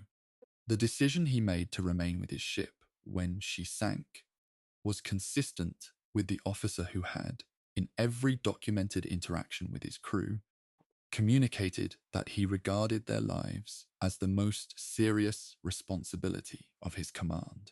The irony of that combination, the commander who cared for his people, choosing to die when they did not, is not a contradiction in the moral framework of the world from which he came. It is its logical expression. The engineers and damage control officers who fought to keep Musashi alive through the hours of attack on the 24th of October were performing in the most demanding possible conditions the work that they had trained for. Counterflooding operations, bulkhead shoring, pump operations, the management of progressive flooding through a hull that was being struck repeatedly. These were skills that the Japanese Navy drilled rigorously, and the performance of Musashi's damage control teams on that day was, by any technical assessment, remarkable. The ship stayed afloat for more than 9 hours after the first attacks. The capacity of a hull of her design to absorb damage was extraordinary, but it was matched by the sustained, skilled effort of the men working inside her to extend that capacity for as long as they could.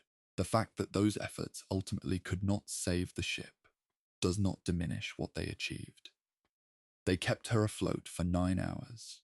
9 hours of men doing their jobs in conditions that would test the limits of any human being. The approximately 1,300 survivors carried the experience of Musashi's sinking through the remainder of the war and into the decades beyond. Those who survived the full span of the conflict returned to a Japan so altered by defeat and reconstruction that the world in which Musashi had been built, the world of the Imperial Japanese Navy, of the hemp curtain shipyard, of the decisive battle doctrine, and the battleship as the embodiment of national power, was as thoroughly gone as the ship herself. The cultural frameworks that had made sense of their service, the ideology that had given it meaning, the institutional home of the Navy that had trained them and assigned them, all of it had been dismantled or transformed beyond recognition. The men who had been Musashi's crew became something that the Japanese language does not have a single precise word for. Veterans of a service that no longer existed, of a cause that their country had formerly renounced, of a ship that had vanished into deep water without official public acknowledgement for many years. They rebuilt their lives, as people do. They carried what they had lived through, as people do. The testimony that the survivors eventually gave, in interviews, in personal memoirs, in the formal historical interrogations conducted by Allied researchers after the war, is the primary human record of what Musashi was from the inside. It describes a ship that was, in its daily reality, a community of people doing complicated, demanding work in a confined environment, whose communal life had all the ordinariness and particularity that communal lives always have. Specific individuals, remembered conversations, the small daily textures of existence, alongside the extraordinary fact of being aboard the most powerful warship ever built. The two things coexisted, as they always do in the lives of people caught up in historical events of great magnitude. The history was happening to them. Their lives were also simply their lives. The distance between those two facts is the distance that documentary narration can approach, but never quite close. Chapter 11. The doctrine that built her and the doctrine that killed her. To understand why Musashi was built, it is necessary to understand a specific idea, one that had governed Japanese naval thinking for decades before the first steel was shaped in the Nagasaki shipyard. The idea was this: that naval wars are decided by surface engagements between opposing battle fleets, and that the fleet that can concentrate greater firepower at greater range, while absorbing the enemy's return fire through superior armor, will win.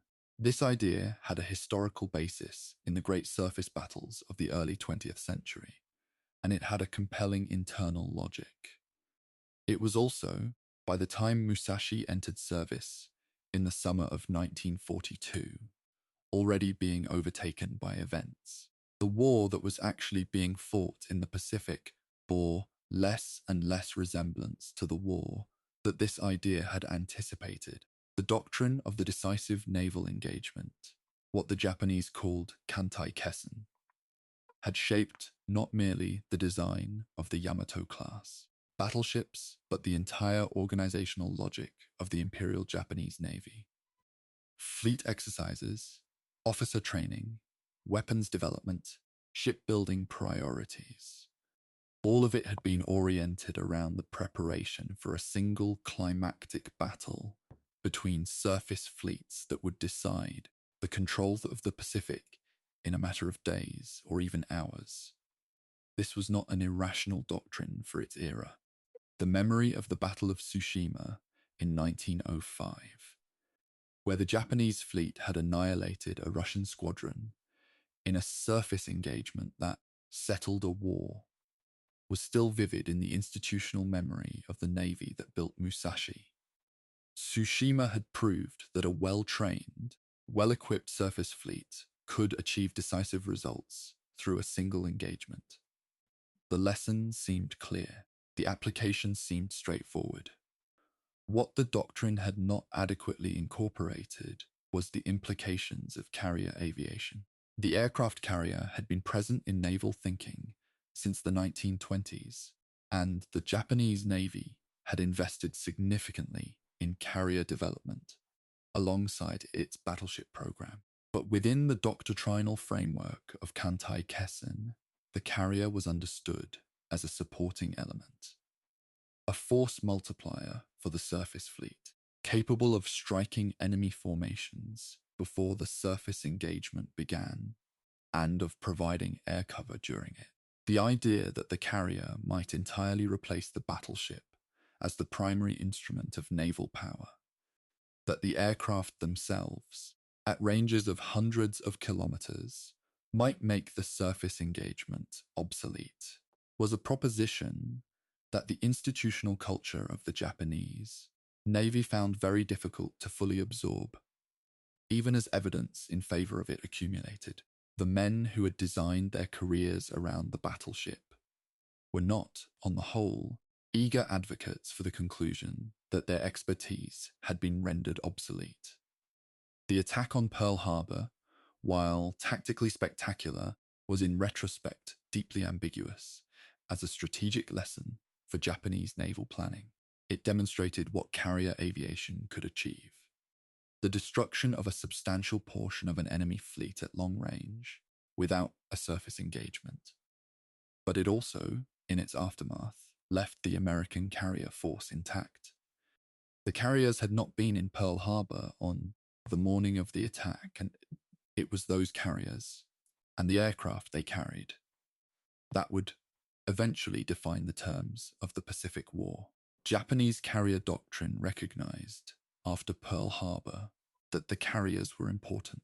What it did not fully resolve was the relationship between carrier aviation and the battleships, including Musashi and Yamato, whose maintenance consumed such a substantial portion of the fleet's resources, and whose deployment logic was still oriented around a surface engagement. That carrier aviation was making increasingly improbable. The Battle of Midway, in June of 1942, was the moment that the contradiction at the heart of Japanese naval doctrine became impossible to ignore.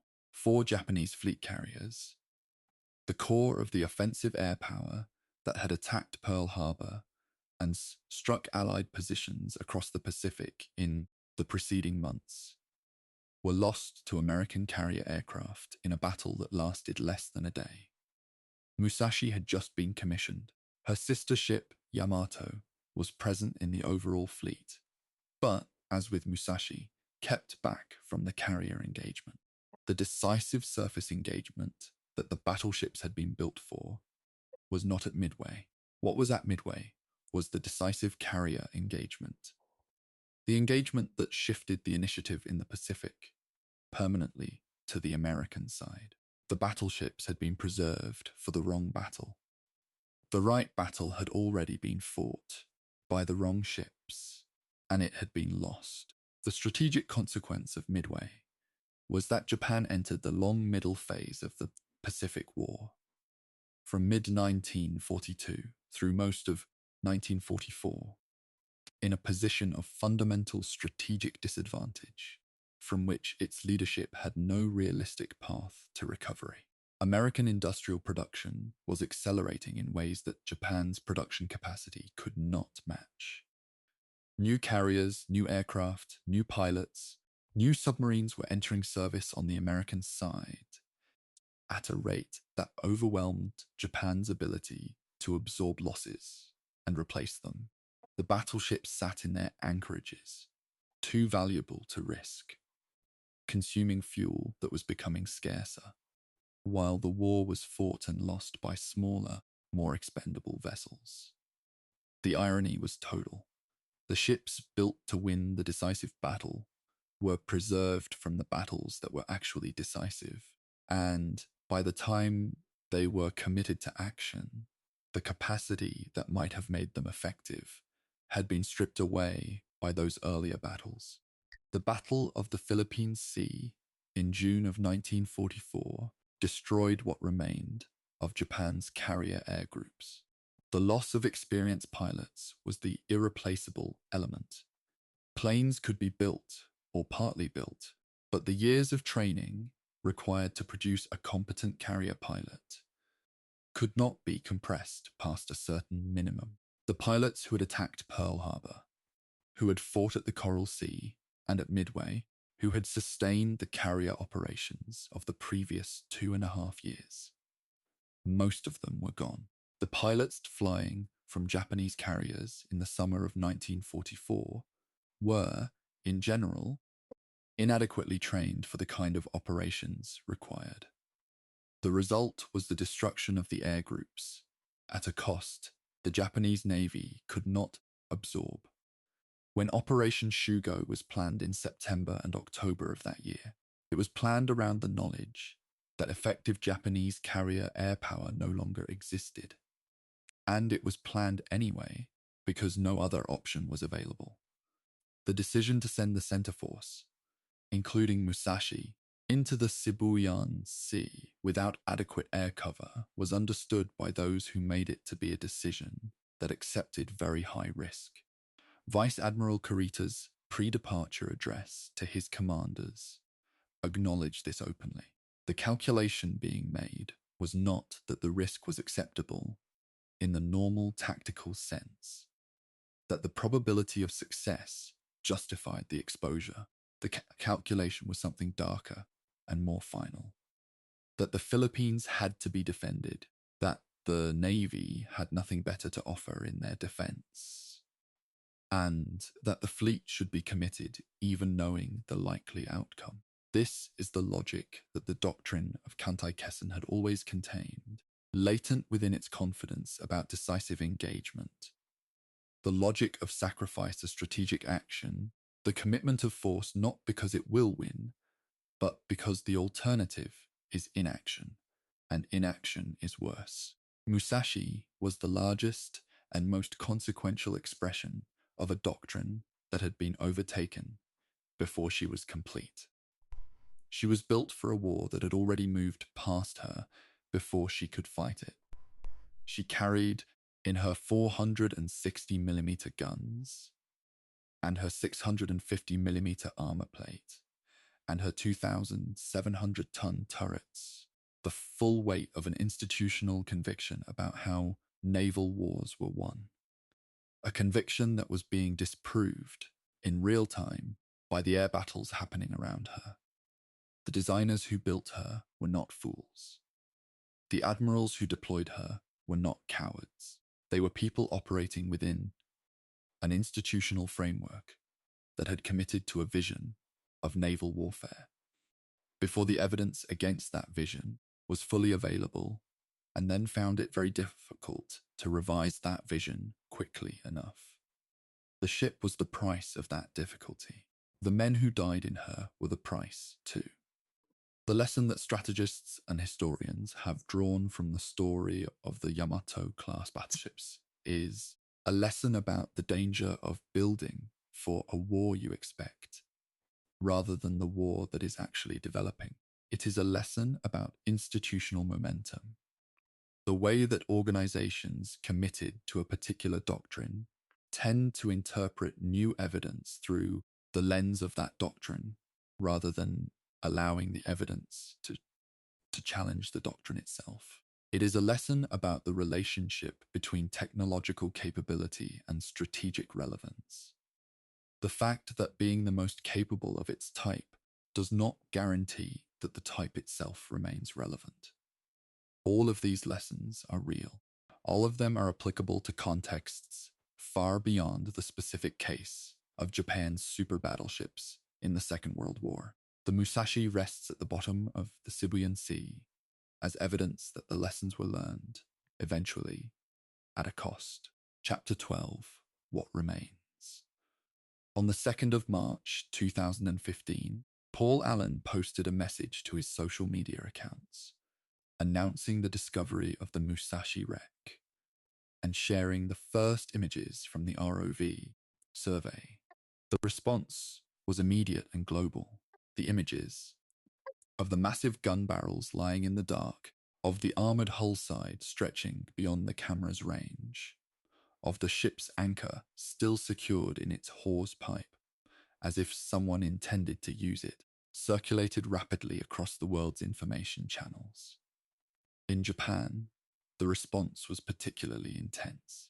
The ship that had been lost for 71 years had been found, and what the cameras showed was recognizably the thing that the records described, not a ruin made unrecognizable by time and the ocean, but something that retained enough of its original form to be identified, studied, and in some sense encountered. The wreck was proof that the ship had existed in a way that even the most detailed documentary record cannot quite provide. The discovery renewed interest in the full story of the Musashi, her construction, her service, her final battle, the men who served aboard her. Research publications, documentary productions, and popular historical accounts proliferated in the years following 2015, drawing on the accumulated records of Japanese and American archives, alongside the new visual evidence from the wreck itself. The survivor testimonies that had been collected over the preceding decades were revisited and recontextualized in light of what the ROV footage showed. The damage pattern visible on the hull was cross-referenced with the American air attack records.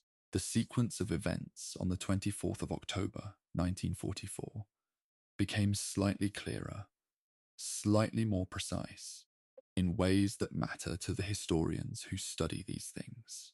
and to the families of the men who were there. The discovery was not merely a media event. It was an act of historical completion, partial but real.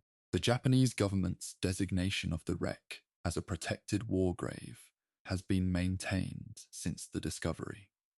The Philippines, in whose territorial waters the wreck rests, have also engaged with the question of its status and protection.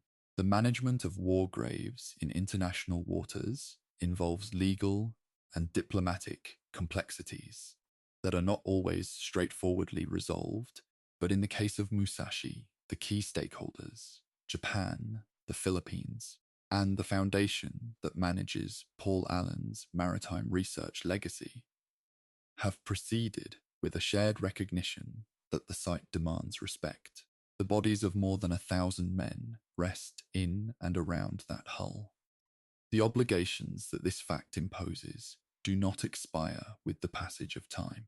They are simply obligations as long as the wreck exists, and as long as the people who care about what it represents are alive. Paul Allen had been searching for the Musashi for 8 years by the time it was found.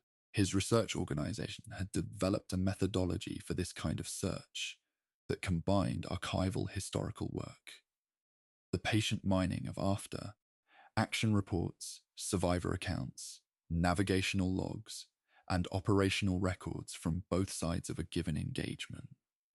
With state-of-the-art maritime search technology deployed from a capable research vessel, the Musashi was not the first warship his team had found, and it was not the last, but it was by any measure the most significant, the largest, the most historically prominent, the most culturally resonant. The announcement of the discovery reached an audience that extended far beyond the community of maritime history, enthusiasts and Pacific War researchers.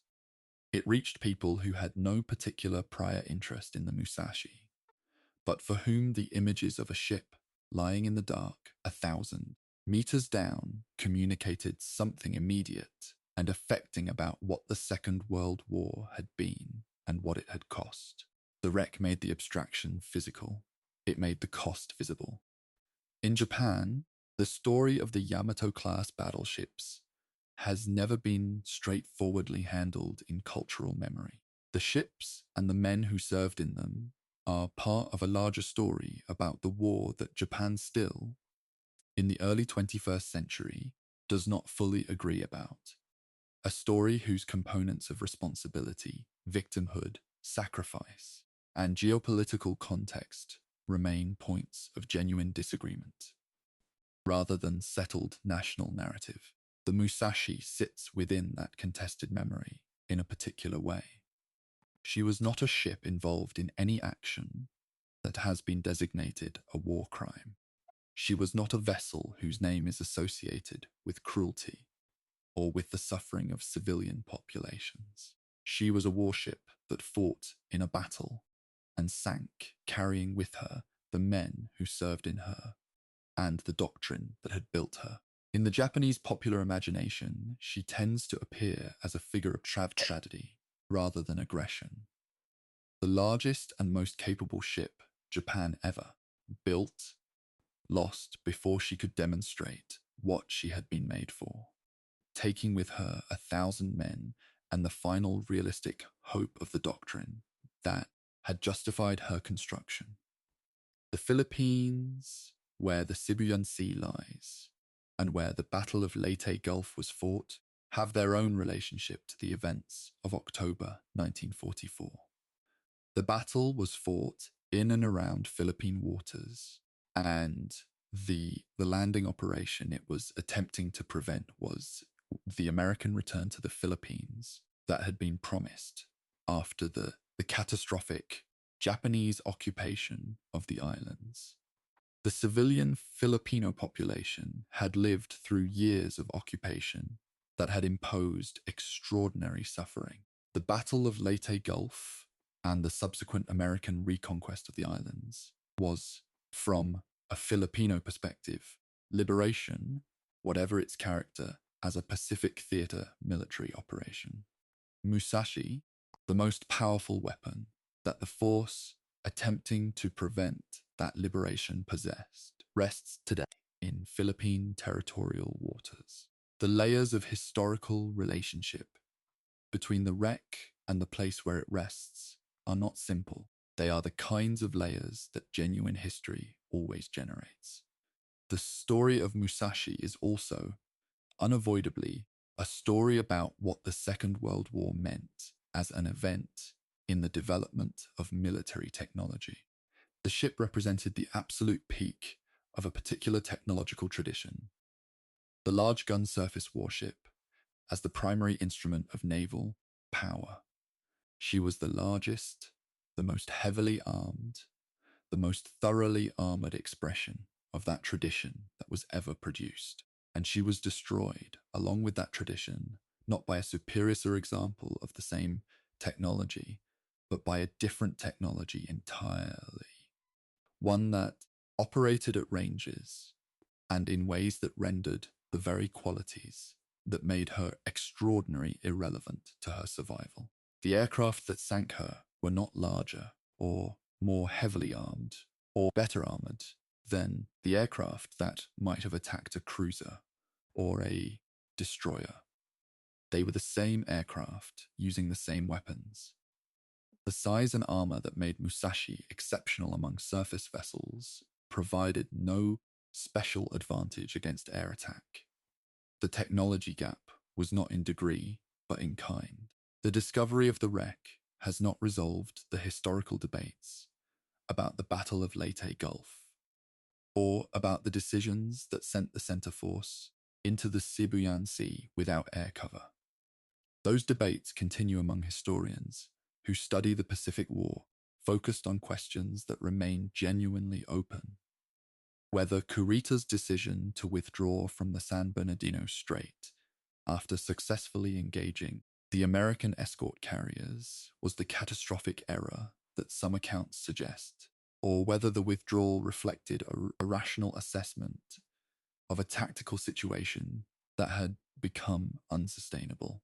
Whether Operation Shogo ever had a realistic prospect of strategic success, or whether it was designed primarily as a sacrifice from the beginning.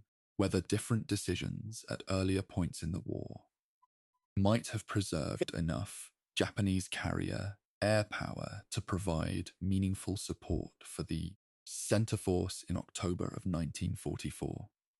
Musashi is evidence in these debates, but not their resolution. The hull on the seafloor of the Sibuyan Sea tells us what happened to the ship. It does not tell us what would have happened differently if different choices had been made. What the Musashi story does offer, without the need for interpretation or argument, is a record of extraordinary engineering, extraordinary endurance, and extraordinary cost. The ship was built with a precision and care that pushed the industrial capacity of the Japanese economy to its limits by workers who never knew their names would be lost from the record. She was sailed and maintained by men who brought to their service assumes professionalism and commitment that the record documents with unmistakable clarity. She fought for 9 hours against the most sustained aerial attack ever directed at a single warship and absorbed more punishment than any vessel in history before finally going down. The more than 1,000 men who died with her or in the water around her are names in a list, most of them names that connect to the vast or ordinary human reality of families and origins and individual lives, that the historical record preserves only in outline. What the Musashi story is, at its foundation, is a human story. The story of what people built, what they served, what they endured, and what they lost. The ship has been found. The ocean gave her back to the light. And the story is not over, for as long as there are people willing to look at it honestly and try to understand what it means. Chapter 13, The Other Giant. Yamato's shadow and Musashi's distinction. There is a question that anyone who studies the Yamato class battleships eventually confronts, and it is not the question of which ship was larger or which carried heavier armor or which had the longer career. Both ships were, in every measurable specification, identical at the time of their commissioning. The question is a more human one. Why does Yamato occupy the center of Japanese cultural memory of the super battleships, while Musashi, older sister, equally powerful, equally costly, tends to exist at the margins of that memory, known to specialists and enthusiasts, but less present in the popular imagination? The answer to that question opens onto a broader inquiry about how nations remember their wars, which losses they foreground, and which they allow to recede, and what the selection of particular stories over equally valid others reveals about the culture doing the selecting. The construction of the two ships followed a parallel but not identical timeline. Yamato's keel was laid at the Kuri Naval Arsenal on the 4th of November, 1937, nearly 4 months before Musashi's keel was laid at Nagasaki in March of 1938. Yamato was launched in August of 1940 and commissioned in December of 1941, just days after the attack on Pearl Harbor that opened Japan's war with the United States. Musashi was launched in November of 1940 and commissioned in August of 1942. In the context of a war moving at the speed that the Pacific conflict moved, those gaps in timeline were operationally significant. Yamato was present at the Battle of Midway in June of 1942, though she was positioned in the rear of the fleet and did not engage. Musashi was still undergoing fitting out when Midway was fought and lost. The greatest strategic defeat of Japan's Pacific War was over before Japan's second super battleship entered service. The operational histories of the two ships diverged in ways that eventually shaped their very different cultural afterlives. Musashi became the flagship of the combined fleet in February of 1943, a role she held until May of that year when Yamato resumed the position.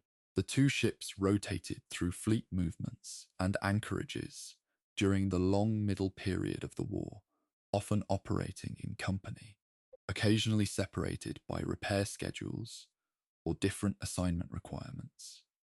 The critical divergence came in October of 1944. Musashi was sunk in the Sibian Sea on the 24th of October. Yamato survived the Battle of Leyte Gulf, withdrew with the rest of the center force, and continued in service for another 6 months.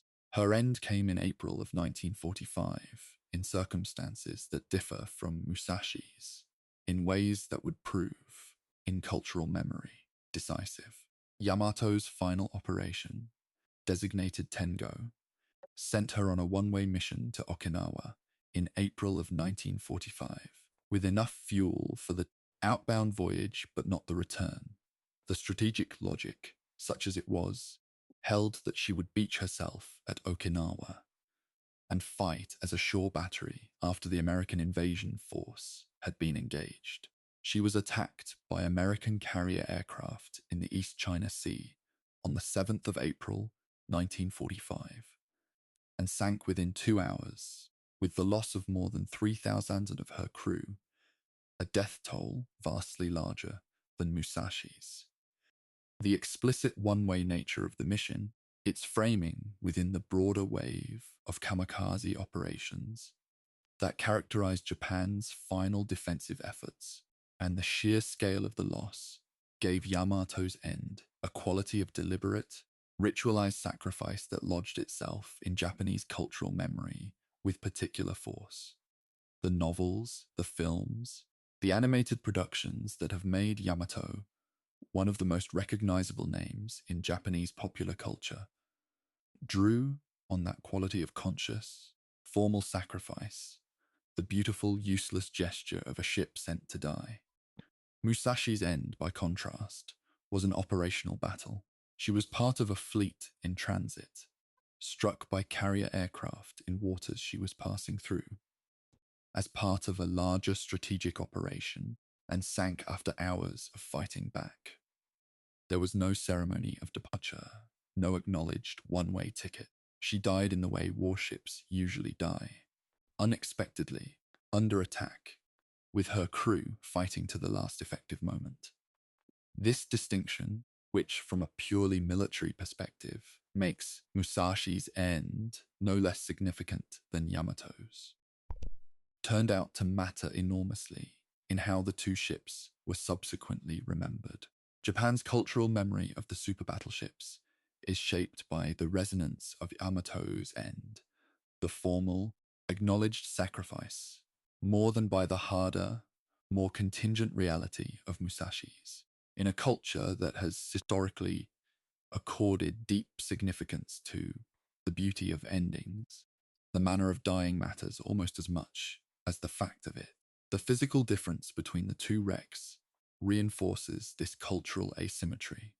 Yamato lies in the Bungo Strait at a depth of approximately 340 meters, within the maritime territory of Japan itself, and has been surveyed multiple times since its discovery.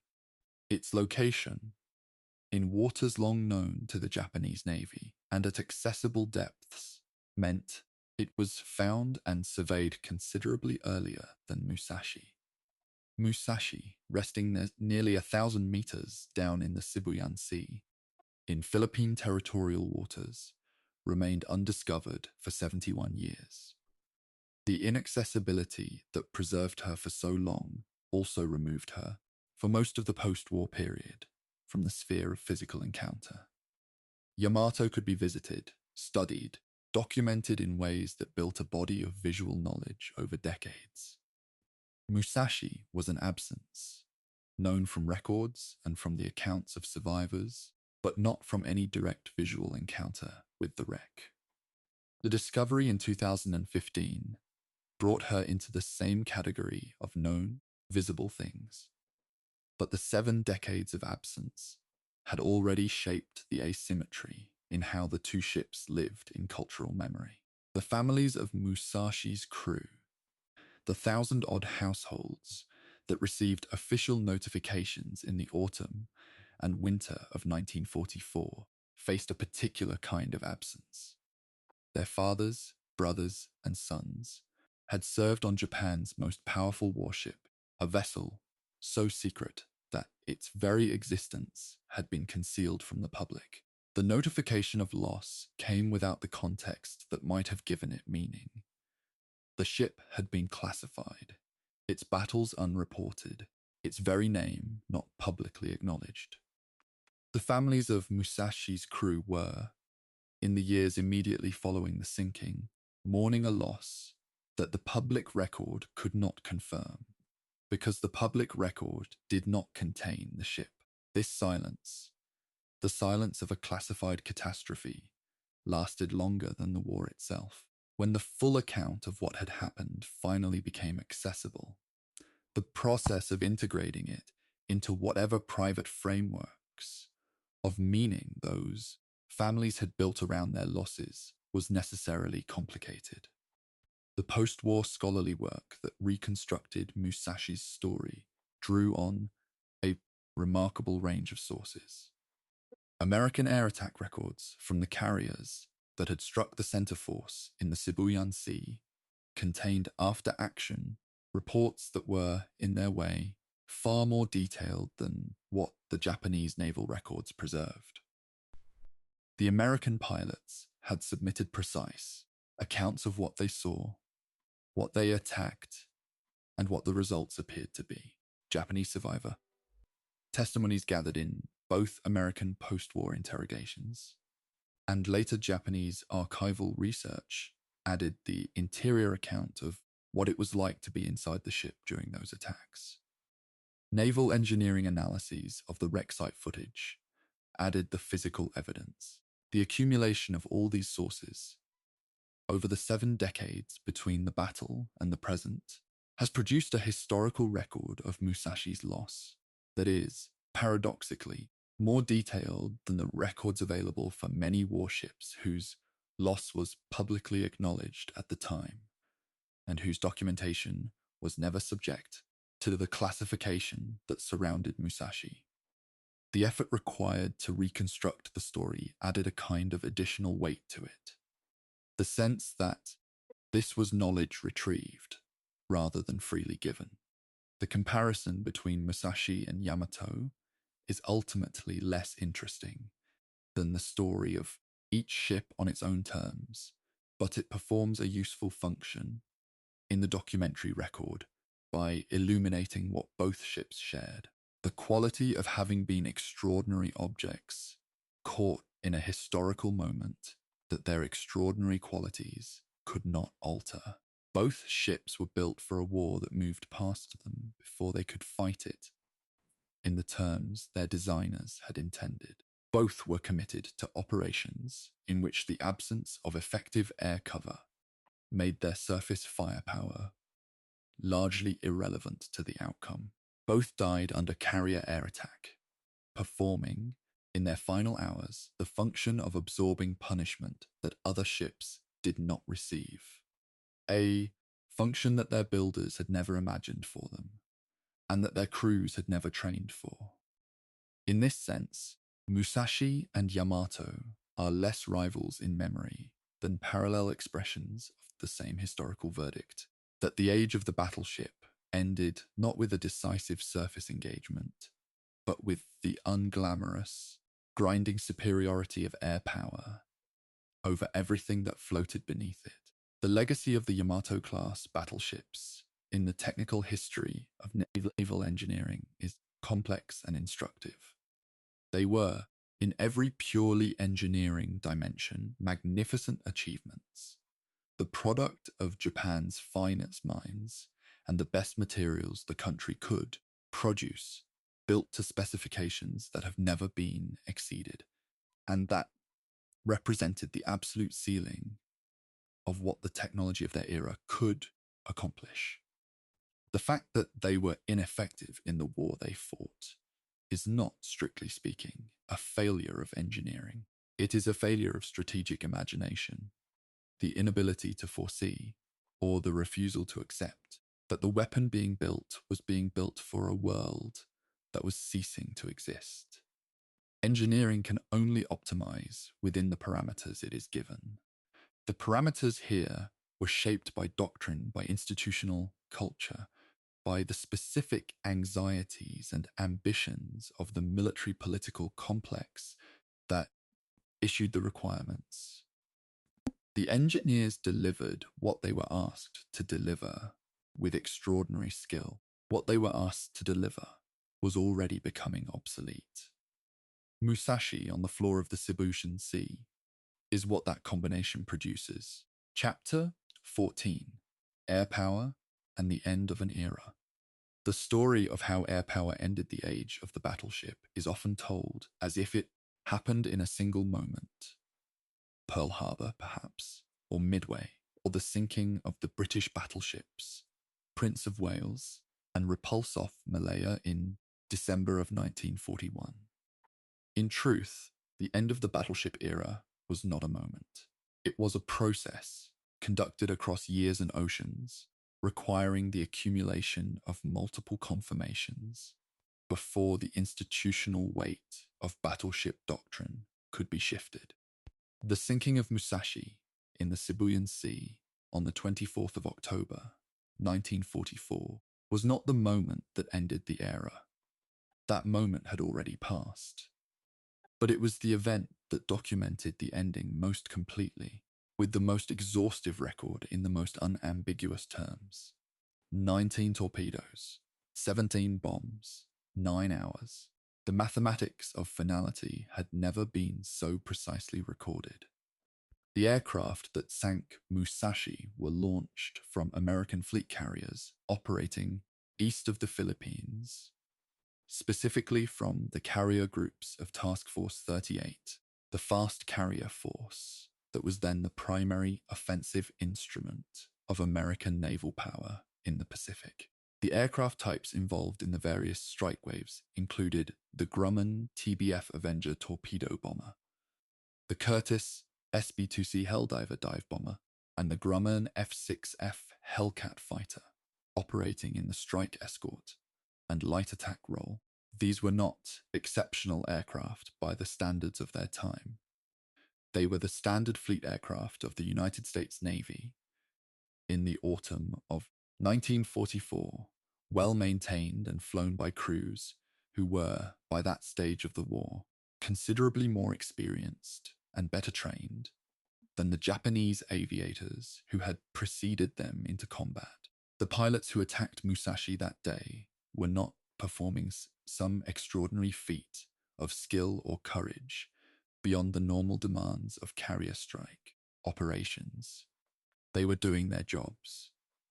That their jobs, performed with professional competence, were sufficient to destroy the most powerful warship ever built, says something important about the relationship between air power and surface forces that had been developing since the 1930s, and that October of 1944 confirmed beyond argument. The tactical mechanics of attacking a heavily armed, large warship from the air had been developing throughout the war.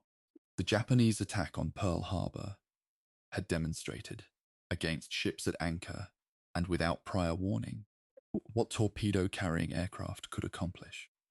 The sinking of Prince of Wales and Repulse had demonstrated, within days of Pearl Harbor, that the same logic applied to capital ships underway and on alert. That surface anti-aircraft fire, however intense, could not reliably prevent torpedo hits against determined attack. Midway had demonstrated the effectiveness of dive bombing against carrier flight decks. Each of these demonstrations had been absorbed and studied by the air power practitioners on both sides, gradually refining the tactics and training that would be applied in subsequent operations. By October of 1944, the American carrier air groups attacking Musashi were operating with 2.5 years of accumulated learning about how to attack warships from the air. The ship's anti-aircraft defenses, however extensive they had been made by the modifications of the previous year, were meeting an adversary that had been specifically studying how to defeat them. The role of the torpedo in the sinking is central to understanding why even Musashi's extraordinary armor could not save her. Armor on a warship is effective against weapons that strike the hull above or at the waterline. It can resist the penetration of shells, the blast of bombs that strike the deck or sides. But the torpedo operates below the waterline, in the zone where armor follows the hull down into the water to a limited depth, then gives way to the double bottom and the structural framing that a ship's underwater sections rely on for watertight integrity. A large ship can be built to survive a limited number of torpedo hits by dividing its underwater hull into many compartments, so that the flooding from any single hit is contained and manageable. Musashi had been designed with exactly this kind of compartmentalized underwater protection, and for the first several torpedo hits, the design performed as intended. But the total of 19 torpedo hits, each one tearing a hole of substantial diameter in the underwater hull, each one opening a new volume to flooding, eventually exceeded the capacity of any damage control system to manage. The cumulative flooding was simply too great.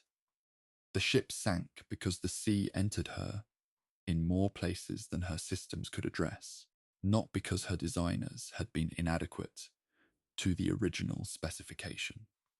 The bomb hits contributed differently to the outcome. The 17 bombs that struck Musashi, falling on her decks, her superstructure, her gun turrets, did not cause the flooding that ultimately sank her. They caused fires, they destroyed anti-aircraft gun positions, they killed and wounded the men working the upper deck weapons. They degraded the ship's capacity to defend herself against subsequent attacks. In the cumulative accounting of the battle, each bomb hit was a reduction in Musashi's ability to fight back. Fewer anti-aircraft guns, fewer gunners, more areas of the upper works inaccessible because of fire or structural damage. The progressive degradation of the ship's anti-aircraft capability over the course of the day made each subsequent wave of attacking aircraft marginally more effective because they were meeting less effective opposition. The battle was, in this sense, self-compounding. The more damage Musashi received, the easier it became to inflict additional damage. The American pilots who participated in the attacks on Musashi on the 24th of October, 1944, filed after-action reports that have been extensively used in the historical reconstruction of the battle. These reports reflect, alongside the professional language of tactical assessment, a genuine recognition of what they were attacking. Pilots who had flown against cruisers and destroyers and smaller warships noted the scale of Musashi with a surprise that comes through even in official documentation. The ship was simply larger than anything most of them had seen from the air. Her wake, at combat speed, was described by multiple pilots as an identifying feature visible from considerable altitude. Her anti-aircraft fire, in the early waves before her battery had been degraded, was described as intense and accurate. The men who pressed their attack runs against Musashi were not attacking a helpless target. They were attacking a ship that was fighting back hard, and that was fighting back from a platform of extraordinary firepower. That they persisted wave after wave through the most intense anti-aircraft fire most of them had experienced reflects both their training and the operational ethos of the carrier force they served in. The air power that defeated Musashi was itself the product of an industrial mobilization on a scale that Japan could not match and could not have anticipated in full when the decisions to build the Yamato class were being made in the late 1930s. The United States Navy's carrier force in October of 1944 was the largest and most capable carrier force ever assembled. A fleet that included multiple fleet carriers of the Essex class, each carrying air groups of approximately 90 aircraft, operating in coordinated task groups that could concentrate the striking power of hundreds of aircraft against a single target within hours of its location being identified.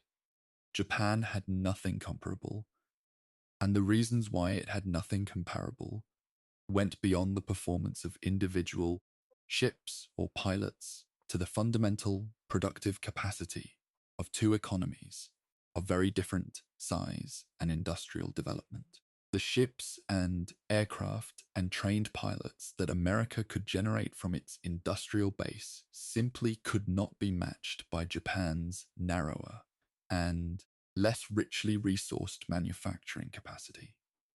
Musashi, for all the national effort that had gone into building her, was being defeated, not just by the aircraft above her, but by the economy that had built those aircraft and trained those pilots, and continued to replace them faster than they could be destroyed. The legacy of the battle for the development of naval doctrine after the Second World War was total and lasting. The capital ship, the large surface combatant built around heavy guns and thick armor, ceased to be the centerpiece of naval power after 1945.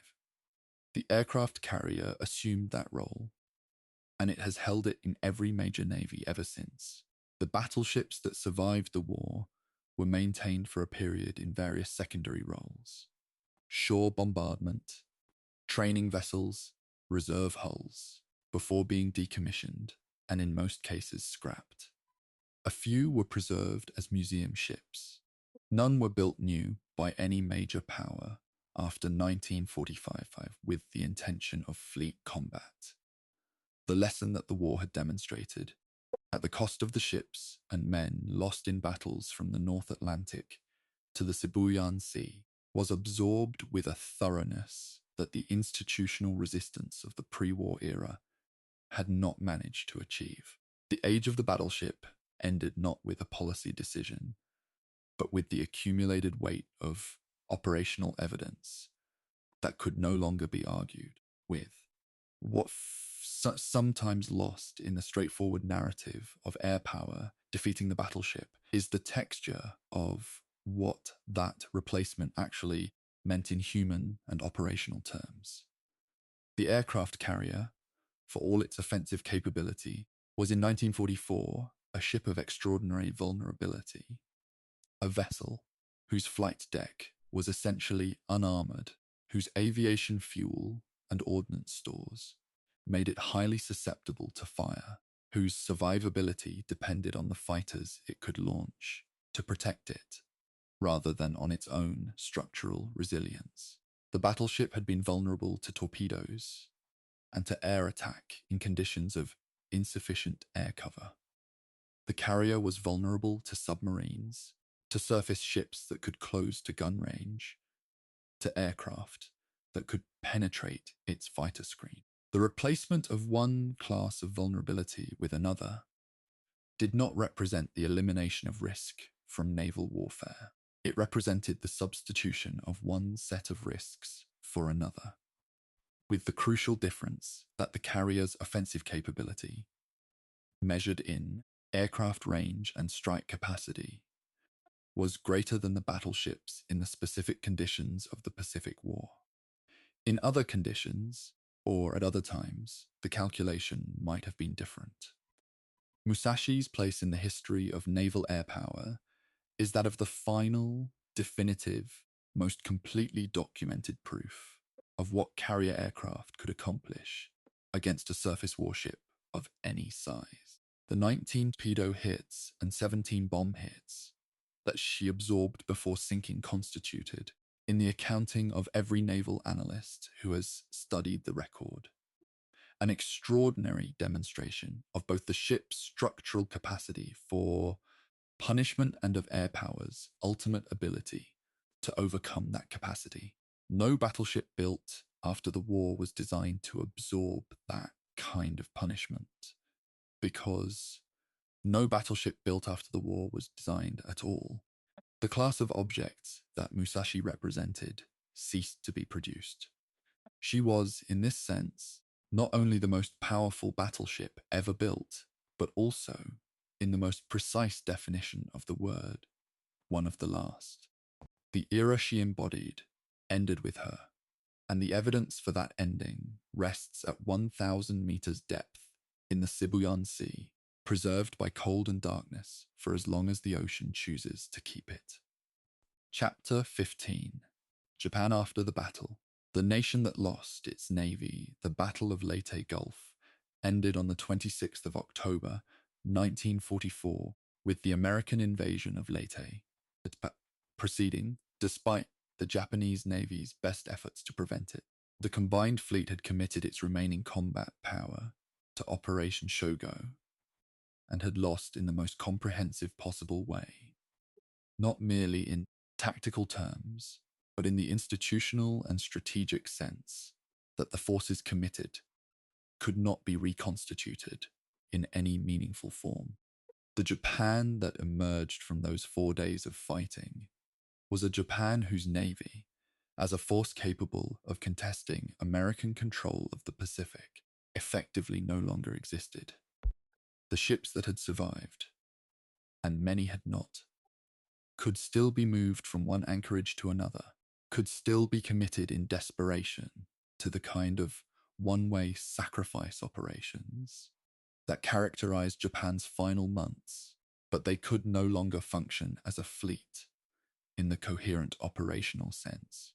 The Imperial Japanese Navy that had opened the Pacific War with the attack on Pearl Harbor, that had swept through the Pacific and Southeast Asia with bewildering speed in the first months of the conflict, had been reduced, in less than 3 years of sustained attrition, to a collection of individual ships without the air cover, the logistics, or the trained manpower to operate effectively together. The strategic consequences of Leyte Gulf extended immediately and practically into Japan's ability to continue the war.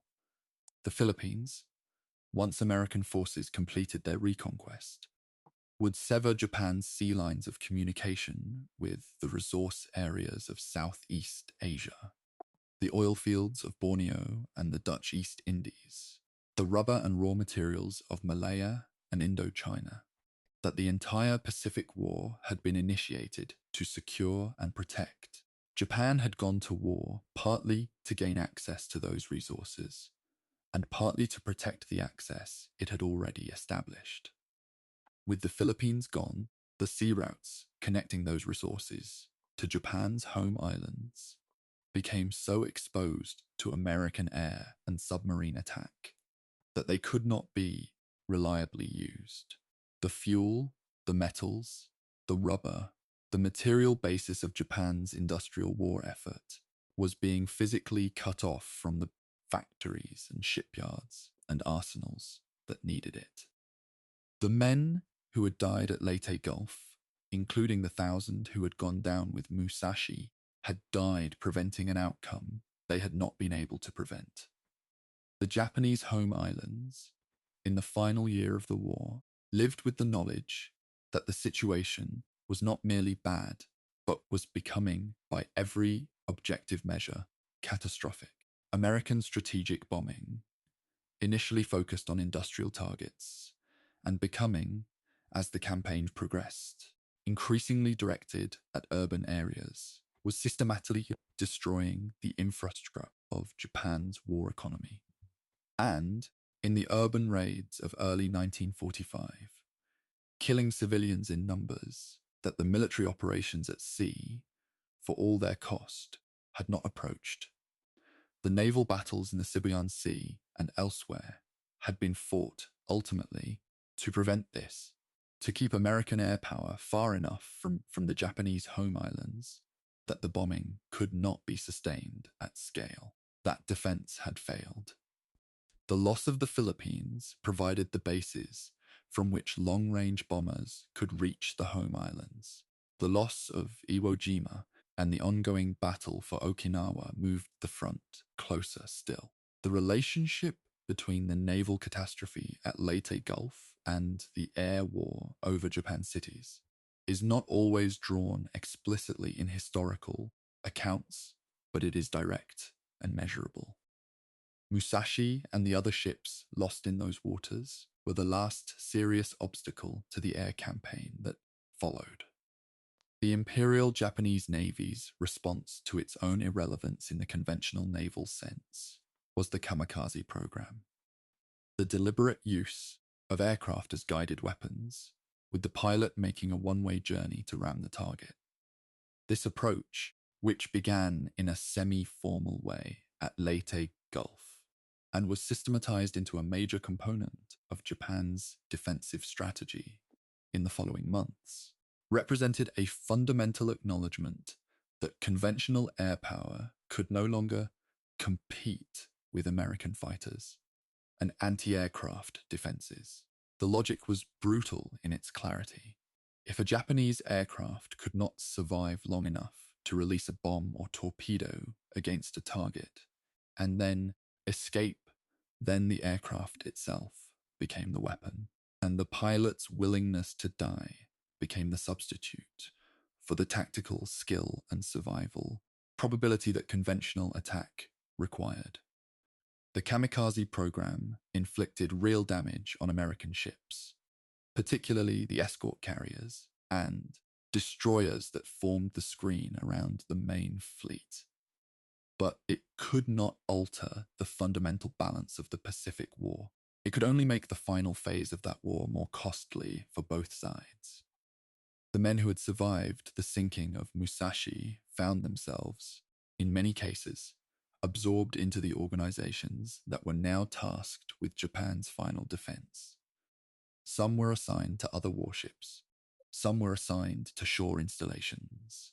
Some, inevitably, encountered the administrative processes by which the Navy Department managed the dissolution of one of the most powerful fleets ever assembled into a collection of coast defense vessels and kamikaze launch platforms. The world these men returned to, if returned is even the right word for men who had not left Japan when their ship was at anchor in the home islands, was a world where the confidence and purpose that had surrounded the commissioning of Musashi in the summer of 1942 had been replaced by something that the Japanese language of the time had developed considerable sophistication in not quite naming directly. The situation was what it was. The nation's obligations remained what they were. The individual's duty was unchanged. What had changed was everything else. The formal defeat of Japan in August of 1945 came after the atomic bombings of Hiroshima and Nagasaki and the Soviet declaration of war against Japan. Events that compressed into a period of days the final resolution of a conflict that had been developing for years. The surrender ceremony on the 2nd of September, 1945, aboard the American battleship Missouri in Tokyo Bay was, among other things, a statement about what had been defeated, an empire, a military machine, and a set of doctrines about force and national destiny that the previous years had tested to destruction. The Imperial Japanese Navy, which had dispatched Musashi and Yamato and the ships of the Center Force to the Philippines the previous autumn in the last coherent operation it would ever conduct, no longer existed as an institution. It had been formally dissolved. Its ships were surrendered, scrapped, or in some cases transferred to Allied powers. Its officer corps was demobilized. Its traditions, its doctrines, its hierarchies, its entire institutional culture, all of it was formally ended. The Navy that had spent years building the most powerful warship in history no longer existed as a legal entity on the day of the surrender. The physical legacy of the Imperial Japanese Navy's warship building program was, in the years immediately after the war, primarily scrap. The surviving ships of the fleet were examined by American naval assessors, classified, and in most cases broken up for their steel. Japan, stripped of its military forces by the terms of surrender and subsequent occupation policy, had neither the legal basis nor the economic rationale to maintain a naval fleet in the post-war period. The shipyards that had built Musashi, the Mitsubishi facility at Nagasaki, the Kure Naval Arsenal, where Yamato had been constructed, were converted to civilian production, making the transition over the following decades into the commercial shipbuilding enterprises that would become major contributors to Japan's post-war economic recovery. The skills and the facilities that had produced the most powerful warships ever built were redirected into the production of merchant vessels, tankers, and container ships, objects of commerce rather than instruments of war. The transition was not without its complications, but it was, in retrospect, one of the more constructive conversions that a military-industrial capability has ever undergone. The broader question of how Japan should relate to the legacy of its wartime military, how to honor those who had served and died without appearing to endorse the causes they had served, occupied Japanese society, politics, and culture throughout the post-war decades, and has never been fully resolved. The men who built and crewed Musashi were not, as individuals, responsible for the decisions that initiated the Pacific War or for the policies that made Japan's wartime occupation of Asia so devastating for so many people. They were subjects of an imperial system that had demanded their service, assigned them to specific vessels and specific tasks, and committed them to operations over which they had no meaningful individual control. Their deaths, or their survival, were the outcomes of decisions made far above them in a hierarchy they had been trained to serve without question. The moral complexity of honoring their courage and endurance, while maintaining a clear account of the broader context in which that courage and endurance were expressed, is a complexity that Japanese society has addressed in various ways, in various periods of its post-war history, without arriving at a settled consensus.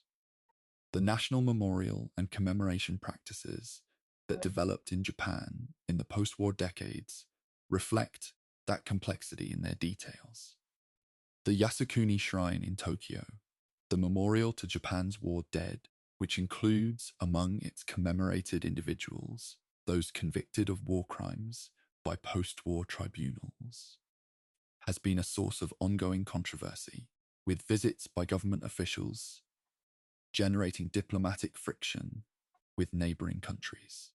The question of how to honor the men who died at Leyte Gulf, or at Midway, or in the waters around Guadalcanal, without the commemoration appearing to endorse the war those men were fighting, is a question that does not have a resolution that satisfies all parties. The survivors of Musashi and the families of those who did not survive have navigated this terrain personally and privately for 8 decades, honoring their own losses within whatever framework of meaning they found adequate to the task in a culture that has been genuinely uncertain at the public level about how to collectively perform that same honoring. The Japan that exists today, democratic, pacifist, by constitutional commitment, economically successful, deeply integrated into the international order, is related to the Japan that built and lost Musashi by the continuous thread of culture, language, geography, and ancestry, but it is separated from that Japan by a transformation as total as the transformation that the post-war decades imposed. The institutions are different. The values officially endorsed are different. The relationship to military force is different in ways that are not merely rhetorical, but genuinely substantive. The men who built Musashi in the Nagasaki shipyard, who commissioned her in the summer of 1942, who sailed her to Truk and to the Sibuyan Sea, did so within a Japan whose relationship to military power, national identity, and international obligations was entirely different from the relationship that Japan's constitutional settlement of 1947 established. The ship they built and the ship that their successors served and died in is a connection between those two Japans, physical evidence of what one of them was capable of building and what the other chose to forswear. Chapter 60, Memory, Myth, and the Long Reach of the Deep. The relationship between historical events and the myths that grow around them is not a relationship of distortion replacing truth. It is more accurately a relationship of layering. The historical event, as it occurred, covered by the accounts written about it, covered by the cultural narratives that those accounts generate, covered by the popular forms, novels, films, games, commemorations, that translate those narratives into the common language of a society's self-understanding. By the time a historical event is 60, 70, 80 years old, the layers are substantial. Separating them requires sustained effort and honest methodology. And sometimes the myth is more widely known than the history beneath it, which creates its own complications. The myth of the Japanese super battleships, and particularly of Yamato, but to some extent of Musashi as well, developed in Japanese popular culture through a series of specific creative works that had enormous cultural reach. The most significant of these is Space Battleship Yamato, a science fiction animated series first broadcast in 1974 in which a fictionalized version of the sunken Yamato is converted into a faster-than-light spacecraft and sent on an impossible mission to save a dying Earth. The series was a massive cultural phenomenon in Japan, generating sequels, theatrical films, remakes, and a live-action feature film, and it introduced millions of Japanese children and young people to the name and the general idea of the Yamato, and by extension the Musashi, who might otherwise have had no particular connection to the warships. The series dealt with the themes of sacrifice, impossible odds, and duty that the actual history of the ships contained, but translated into a science fiction frame that removed the specific historical and political context of the Second World War from the picture. The ships became archetypes rather than historical objects. The effect of this mythologization on how actual historical knowledge of the ships is received and processed is complex. On one hand, the cultural visibility generated by works like Space Battleship Yamato has created genuine popular interest in the historical ships that has driven real historical research and documentation. People who came to the Yamato class through popular culture have sought out the historical record and found it rich and substantive. The survivor testimonies, the archival records, the engineering analyses. There is a real audience for these things, partly because the popular culture has made the names resonant. On the other hand, the mythological framing, the beautiful, doomed sacrifice, the impossible heroism, the aesthetic of noble defeat, can overlay the more complicated and less aesthetically satisfying historical reality in ways that make it harder to engage with the actual human and political story. The men of Musashi were not characters in a science fiction adventure. They were human beings in a specific historical situation, serving specific institutional interests, operating within a specific ideological framework that had real consequences for real people across a vast region of the world. The discovery of the Musashi wreck in 2015 interrupted the mythological processing of the ship's story in a productive way. The wreck images, the gun barrels in the dark, the armored hull lying on its side, the anchor still secured as if the ship had merely paused, were not images that belonged to a science fiction aesthetic. They were images that belonged to reality, to the actual physical world, to the category of things that can be touched by cameras and measured by instruments. They connected the name Musashi and everything that name had accumulated in popular culture to a specific object at a specific location, at a specific depth, in a specific sea. The ship was real. The wreck was proof. And the proof imposed on the mythological layers above it a gravity that the myth, unanchored to physical reality, cannot quite achieve on its own. In the Philippines, where the Sibuyan Sea lies and where the wreck rests in territorial waters, the memory of October 1944 has a different texture.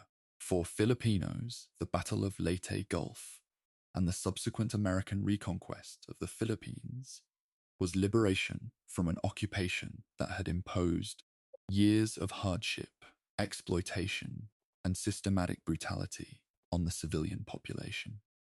The Japanese forces that had occupied the Philippines since 1942 had administered the islands with a combination of ideological assertion and practical cruelty that left deep marks in Filipino collective memory.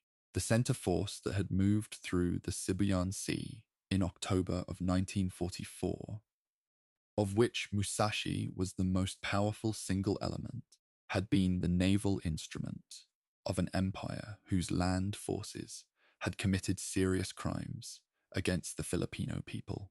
This context does not change the fact that the individual sailors aboard Musashi were not themselves responsible for those crimes.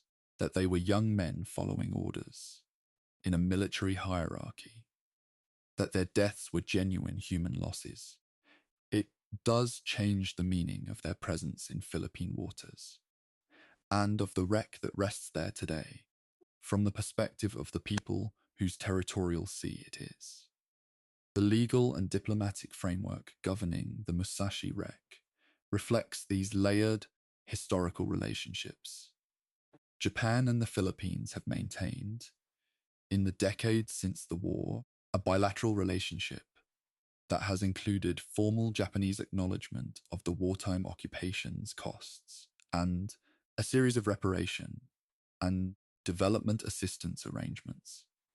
The treatment of war graves, including the Musashi wreck, in Philippine territorial waters has been managed within the context of that broader relationship, with both governments generally proceeding on the basis that the site deserves respect and that research access should be governed by considerations of dignity rather than purely by technical or commercial interest.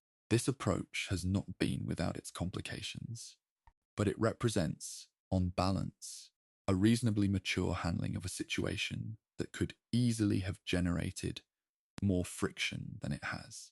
The broader category of Pacific war wrecks in Asian waters, Japanese ships, American ships, the vessels of other combatant nations, presents a set of historical and legal challenges that governments and international institutions are still working through. Many of these wrecks contain the remains of men who have never been officially recovered or formally buried. Many contain fuel oil or other hazardous materials that pose ongoing environmental risks as the steel of the hulls continues to corrode. The wreck of Musashi, at 1,000 meters depth and in water cold enough to slow corrosion significantly, is less immediately threatened by these environmental concerns than shallower wrecks. But the principle that these sites constitute war graves and deserve formal protection is one that applies across the full range of Pacific war wrecks, and the advocacy for that protection has been most effectively conducted when the historical significance of specific wrecks like Musashi, generates public and governmental attention that carries over into the broader policy framework. The role of documentary filmmaking and long-form journalism in maintaining and deepening public engagement with the history of the Second World War deserves explicit acknowledgement. The generation that lived through the war, the soldiers, sailors, workers, and civilians whose experiences are the primary human record of that conflict, is passing from the world in the early 21st century. With each year, the population of people who can offer first-hand testimony of what it was like to serve on a ship like Musashi, or to build her, or to receive the notification of a family member's loss in the Sibuyan Sea, diminishes. The documentary record, film, audio recording, written testimony is what will survive when the witnesses themselves are gone. The work of preserving, contextualizing, and presenting that record is not merely a cultural luxury. It is, in the most fundamental sense, the activity by which a society maintains its connection to the events that shaped it. The history of Musashi, her construction, her service, her loss, her long rest in the dark, her discovery, her place in the cultural memory of Japan and the Philippines, and the broader history of the Pacific War is a history that contains within it many of the large questions that the Second World War poses to the present. Questions about the relationship between national ambition and human cost, about the consequences of doctrinal rigidity in the face of technological change, about what nations owe to the men they ask to die for them, and what the memory of those men owes to the truth about why they died, about the relationship between the objects that wars produce, ships, weapons, ruins, wrecks, and the human meaning we are compelled to find in them. These questions do not have simple answers. They are not the kind of questions that a single documentary, however thorough, can resolve. But the act of asking them seriously, in a form that reaches people who might not otherwise engage with the history, is the act that this kind of storytelling is meant to perform.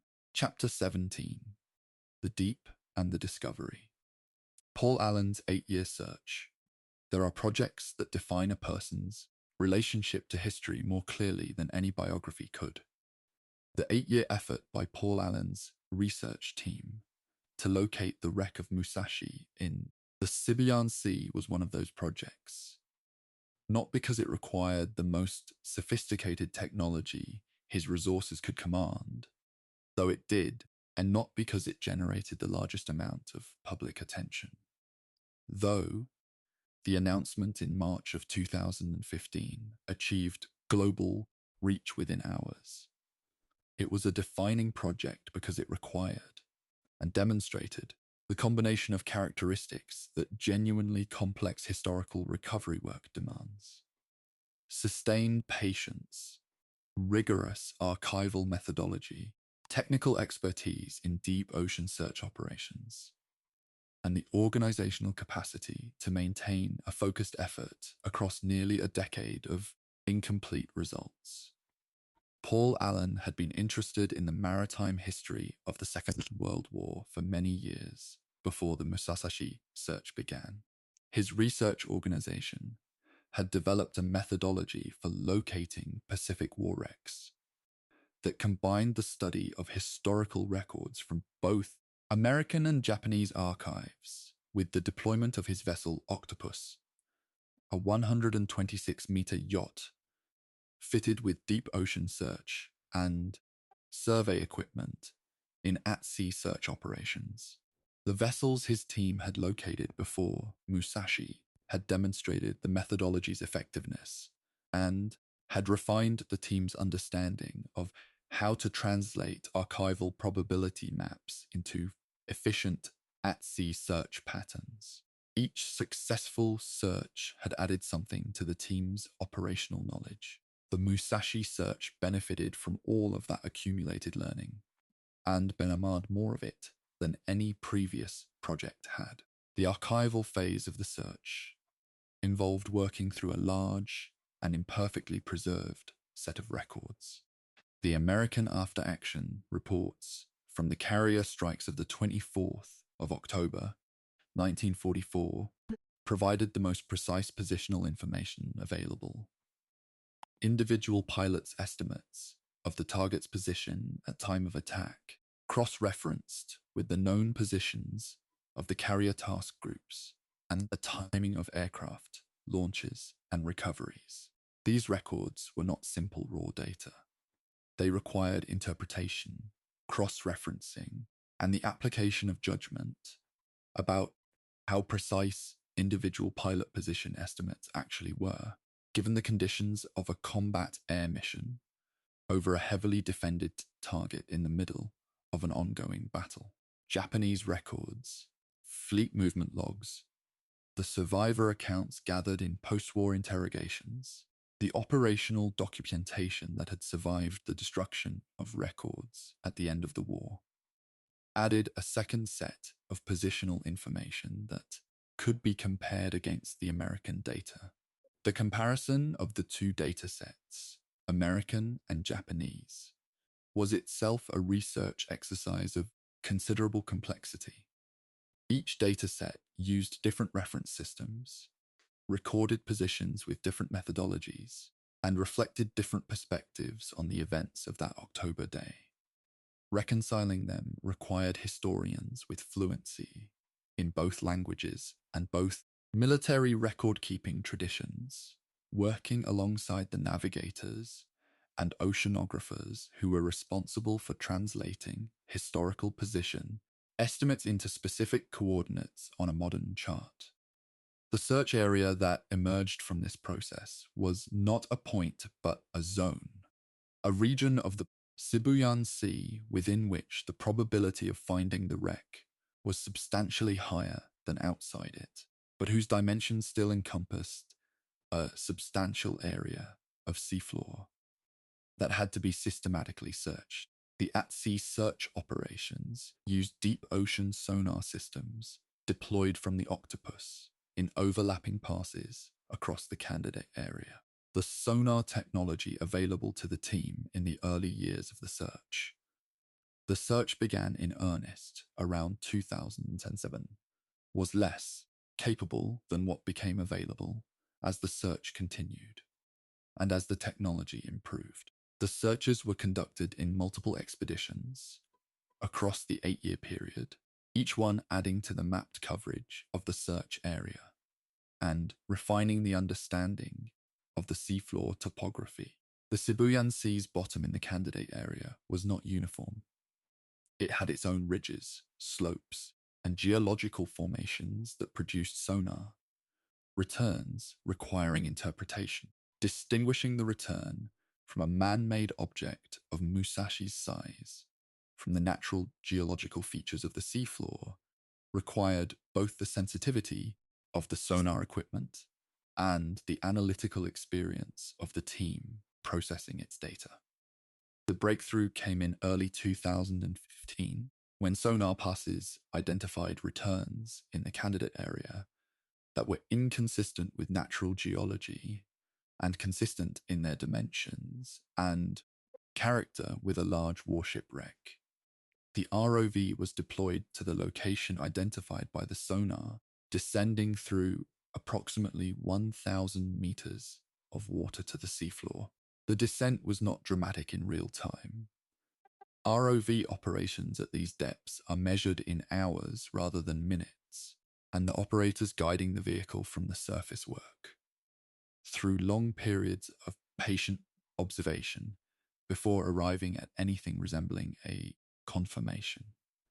When the camera's lights began to illuminate the seafloor and the objects on it, the evidence accumulated gradually, a shape that was too regular to be geological. Then a surface that was clearly worked metal, then a curve of hull plate that had a specific engineering character.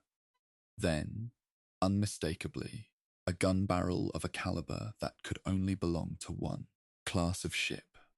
The announcement of the discovery on the 2nd of March, 2015, was made through Alan's social media accounts accompanied by footage and still images from the ROV survey. The images that circulated of the massive gun barrels, of the armoured side of the hull, of the bridge structure lying on its side in the dark, were processed by their audience with an immediacy and an emotional directness that purely verbal or written accounts of the discovery could not have achieved. Seeing the wreck was different from reading about the wreck. The scale of the hull, visible even in the partial views that the ROV's cameras could provide, communicated something about the ship's original dimensions that no specification sheet or historical account had quite conveyed. The guns, in particular, those 460mm barrels lying in the sediment at the bottom of the Philippine Sea, were objects that made the historical record physical in a way that nothing else could.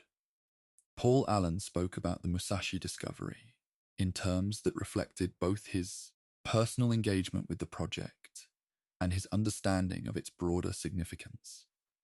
He had been pursuing this specific wreck for 8 years.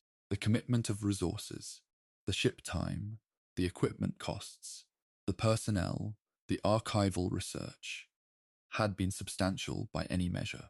And the result was not merely the location of a wreck, but the recovery of a specific piece of history from the category of unknown things into the category of known ones.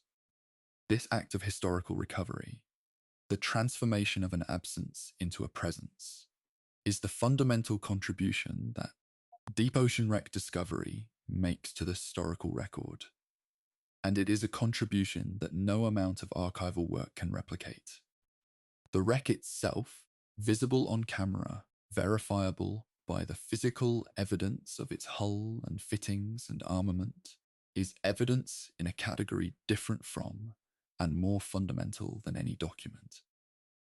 Allen passed away in October of 2018, 3 years after the Musashi discovery. His death at 65 from complications related to non-Hodgkin lymphoma was widely noted and among the tributes paid to his various contributions to technology, to philanthropy, to science. The maritime history work was specifically cited as a dimension of his legacy that had produced lasting results. The Musashi discovery was the most prominent of his team's Pacific war wreck finds, but it was part of a broader project that had identified and documented multiple vessels from the conflict. The methodology his team developed, the combination of archival research and deep ocean technology that had found Musashi, was documented well enough to survive him as a model for subsequent work of the same kind. The ship he spent 8 years looking for is now the most thoroughly documented deep-water wreck of the Second World War.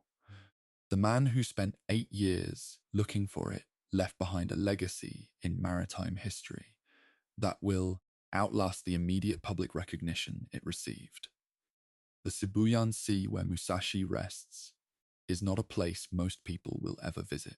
It is a body of water in the interior of the Philippine archipelago, warm at the surface and cold at the depth where the wreck lies, crossed by the shipping lanes that connect the islands, but not otherwise a destination for the curious. The ROV footage from the wreck surveys, distributed through news organizations, documentary productions, and online platforms, is as close as most people will ever come to standing on Musashi's hull. That footage, carefully preserved in multiple archives, is part of the historical record now, as permanent, in its own way, as the surviving operational documents of the battle, as the after-action reports of the American pilots, as the survivor testimonies gathered over the post-war decades. Together, these records constitute the most complete account that will ever be assembled of what Musashi was, what she did, what she became when the sea took her, the deep held her. The patient, systematic work of researchers with the right tools and the right questions brought her back. History is, at its best, exactly this kind of recovery. What Chapter 18, what Musashi means now. A ship resting at 1,000 meters depth in the Sibuyan Sea does not announce its own meaning. It exists there because the physical forces that act on steel and water and the specific events of one October afternoon in 1940 placed it there, and it will remain there until those same physical forces complete their slow dissolution of the metal into its constituent elements, a process that, at those depths and temperatures, will take many more centuries. The meaning of Musashi is not in the wreck. It is in what people bring to their encounter with it. The questions they are asking, the values they carry, the historical knowledge they hold, the human connections to the people who built and sailed and died on her that specific individuals maintain. The wreck is an occasion for meaning. The meaning is assembled by the living. What Musashi means in Japan today is shaped by all the layers of engagement with her story that have accumulated since October of 1944. The official memory. The government's designation of the wreck as a war grave, the formal acknowledgement of the men who died there, the diplomatic management of the site's relationship to Philippine territorial sovereignty reflects a relationship to the Second World War that is simultaneously respectful of personal sacrifice and careful to maintain distance from any endorsement of the political system that demanded that sacrifice.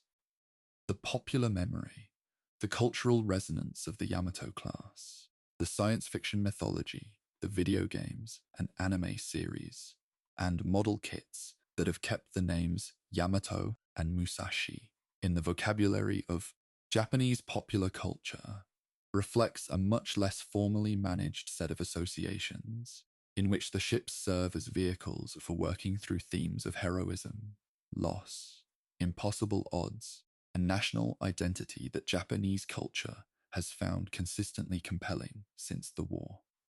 These two memory registers, official and popular, somber and mythological, coexist without fully resolving into each other, as they do in most cultures' relationships to their major historical traumas. What Musashi means in the Philippines is shaped by a different set of layered associations. The Battle of Leyte Gulf was fought in Philippine waters and involved the survival of Filipino people's interests in ways that the Japanese and American framing of the battle as a naval contest between great powers tends to obscure. The liberation of the Philippines from Japanese occupation was not simply an American military objective. It was an event that mattered enormously to the Filipino people who had lived under that occupation and who participated in the resistance against it. The Center Force Passage through the Sibuyan Sea was an attempt to prevent that liberation. Musashi was the most powerful element of that attempt. Her wreck rests in Philippine territorial waters, protected under arrangements that reflect a bilateral relationship between Japan and the Philippines that has required decades of diplomatic work to build. And that depends on a shared commitment to managing historical memory responsibly, rather than allowing it to become a source of ongoing political conflict. This management is imperfect. All management of difficult historical memory is imperfect, but it is genuine in its effort. What Musashi means in the United States is a more distant relationship, mediated by the perspective of the winning side. In the American account of the Pacific War, the Battle of Leyte Gulf is primarily a story of American naval achievement. The largest naval battle in history, fought across an enormous area of ocean against a determined adversary, resulting in a decisive victory that secured the liberation of the Philippines and the strategic isolation of the Japanese home islands. Musashi appears in this account primarily as the target of one of the most remarkable concentrated aerial attacks in naval history. The ship that absorbed 19 torpedoes and 17 bombs and still took 9 hours to sink. For American naval historians, this fact is a tribute to her structural engineering as much as anything else. She was the best-built ship her era produced, and her resistance to the attacks that ultimately killed her is part of the record of what American carrier aviation had to overcome to achieve its results in the Pacific. The American pilots who flew against her in this framing were not simply attacking a large target. They were solving, wave by wave, the hardest tactical problem that a warship of any era had presented to carrier aviation. What Musashi means in the broader history of technology is a story about the relationship between specific kinds of excellence and historical obsolescence. She was built to the highest standards of naval engineering that the technology of her era could achieve, and those standards were applied with a skill and dedication that has never been exceeded in the specific domain of large warship construction. The 460mm guns, the 650mm turret face armor, the elaborate compartmentalized underwater protection. Each of these was the best that could be done with the materials and knowledge available, and none of it was sufficient to save her from the technology that replaced it. This is a pattern that recurs throughout technological history. The peak achievement of one technological tradition occurring simultaneously with, or immediately after the emergence of the technology that will render that tradition obsolete. The internal combustion engine reached its greatest refinement just as the electric motor was becoming viable for mass transportation applications. The mechanical analog computer achieved its most sophisticated form just as digital computing was being developed. Musashi is the naval engineering version of this pattern, the ultimate expression of a tradition at the moment of its supersession.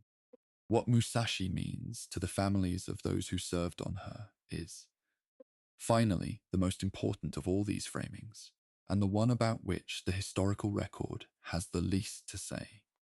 The family connections to specific individuals who built her, sailed her, survived her, or died on her are held privately, in the specific forms that grief and memory take within individual human lives. They are not accessible to documentary narration in the way that operational records and cultural analysis are accessible. They can only be approached by inference. The inference that the loss of more than 1,000 young men in a single afternoon in a sea far from home imposed on their families a grief of the specific, irreducible kind that the death of a young person always imposes, shaped by the particular circumstances of the time and place, but not fundamentally different from any other grief of that character. The scale of the loss, more than 1,000, does not multiply the grief into something different in kind from a single loss. It multiplies the number of people for whom a single, specific, irreplaceable person did not come home. The documentary you have just watched is, in its essential character, an act of remembering. It is an attempt to hold in one place, for the duration of attention that a long-form documentary can request, the full story of a ship and the people connected to it. The builders, the sailors, the commanders, the survivors, the families, the researchers, the searchers, and the dead. No single account can be complete. This one is not complete. The records that survive are partial, shaped by accident and by the decisions of individuals and institutions about what was worth preserving. The history that can be told from those old records is the best reconstruction available, not a perfect one. The ship at the bottom of the Siboyan Sea holds evidence that the records do not contain.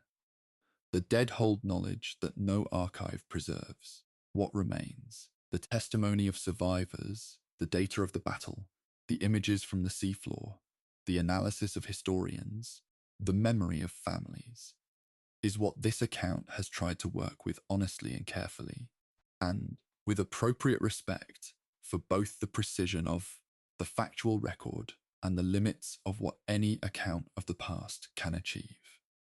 There is a question that this story poses, persistently and without a clean answer, that is worth leaving with an audience rather than attempting to resolve. The question is not about tactics or technology or the specific decisions made by specific commanders on specific days. Those questions have been addressed, at least partially, in the hours of narration that have preceded this final chapter. The question that remains is larger and less tractable. It is the question of what we owe to the past, to the people who lived in it and died in it and were shaped by it in ways that reached forward into the present. What we owe to the men who built Musashi in secrecy in a Nagasaki shipyard, knowing that what they were making would carry other men into danger. What we owe to the sailors who served aboard her through the long months of inaction at Truk and the final hours of desperate action in the Sibuyan Sea. What we owe to the 1,000-odd men who went down with her, and whose names are in a list that the ocean cannot read. The obligation to remember is not the same as the obligation to honor without questioning. The obligation to question is not the same as the obligation to judge without understanding. What we owe is the full engagement, the honest, sustained, informed attention that says, these things happened, These people were real. Their story matters. And the understanding of it is incomplete without the effort to comprehend not just what occurred, but what it meant, and what it means still. Musashi rests at 1,000 meters, patient in the dark. The Sibuyan Sea moves above her. The light never reaches her. But the record of what she was, what she cost, and what she meant belongs to all of us now. And the responsibility to hold that record honestly is the only memorial that a ship at the bottom of the sea and the men who sailed and built and died on her can reasonably ask of the living.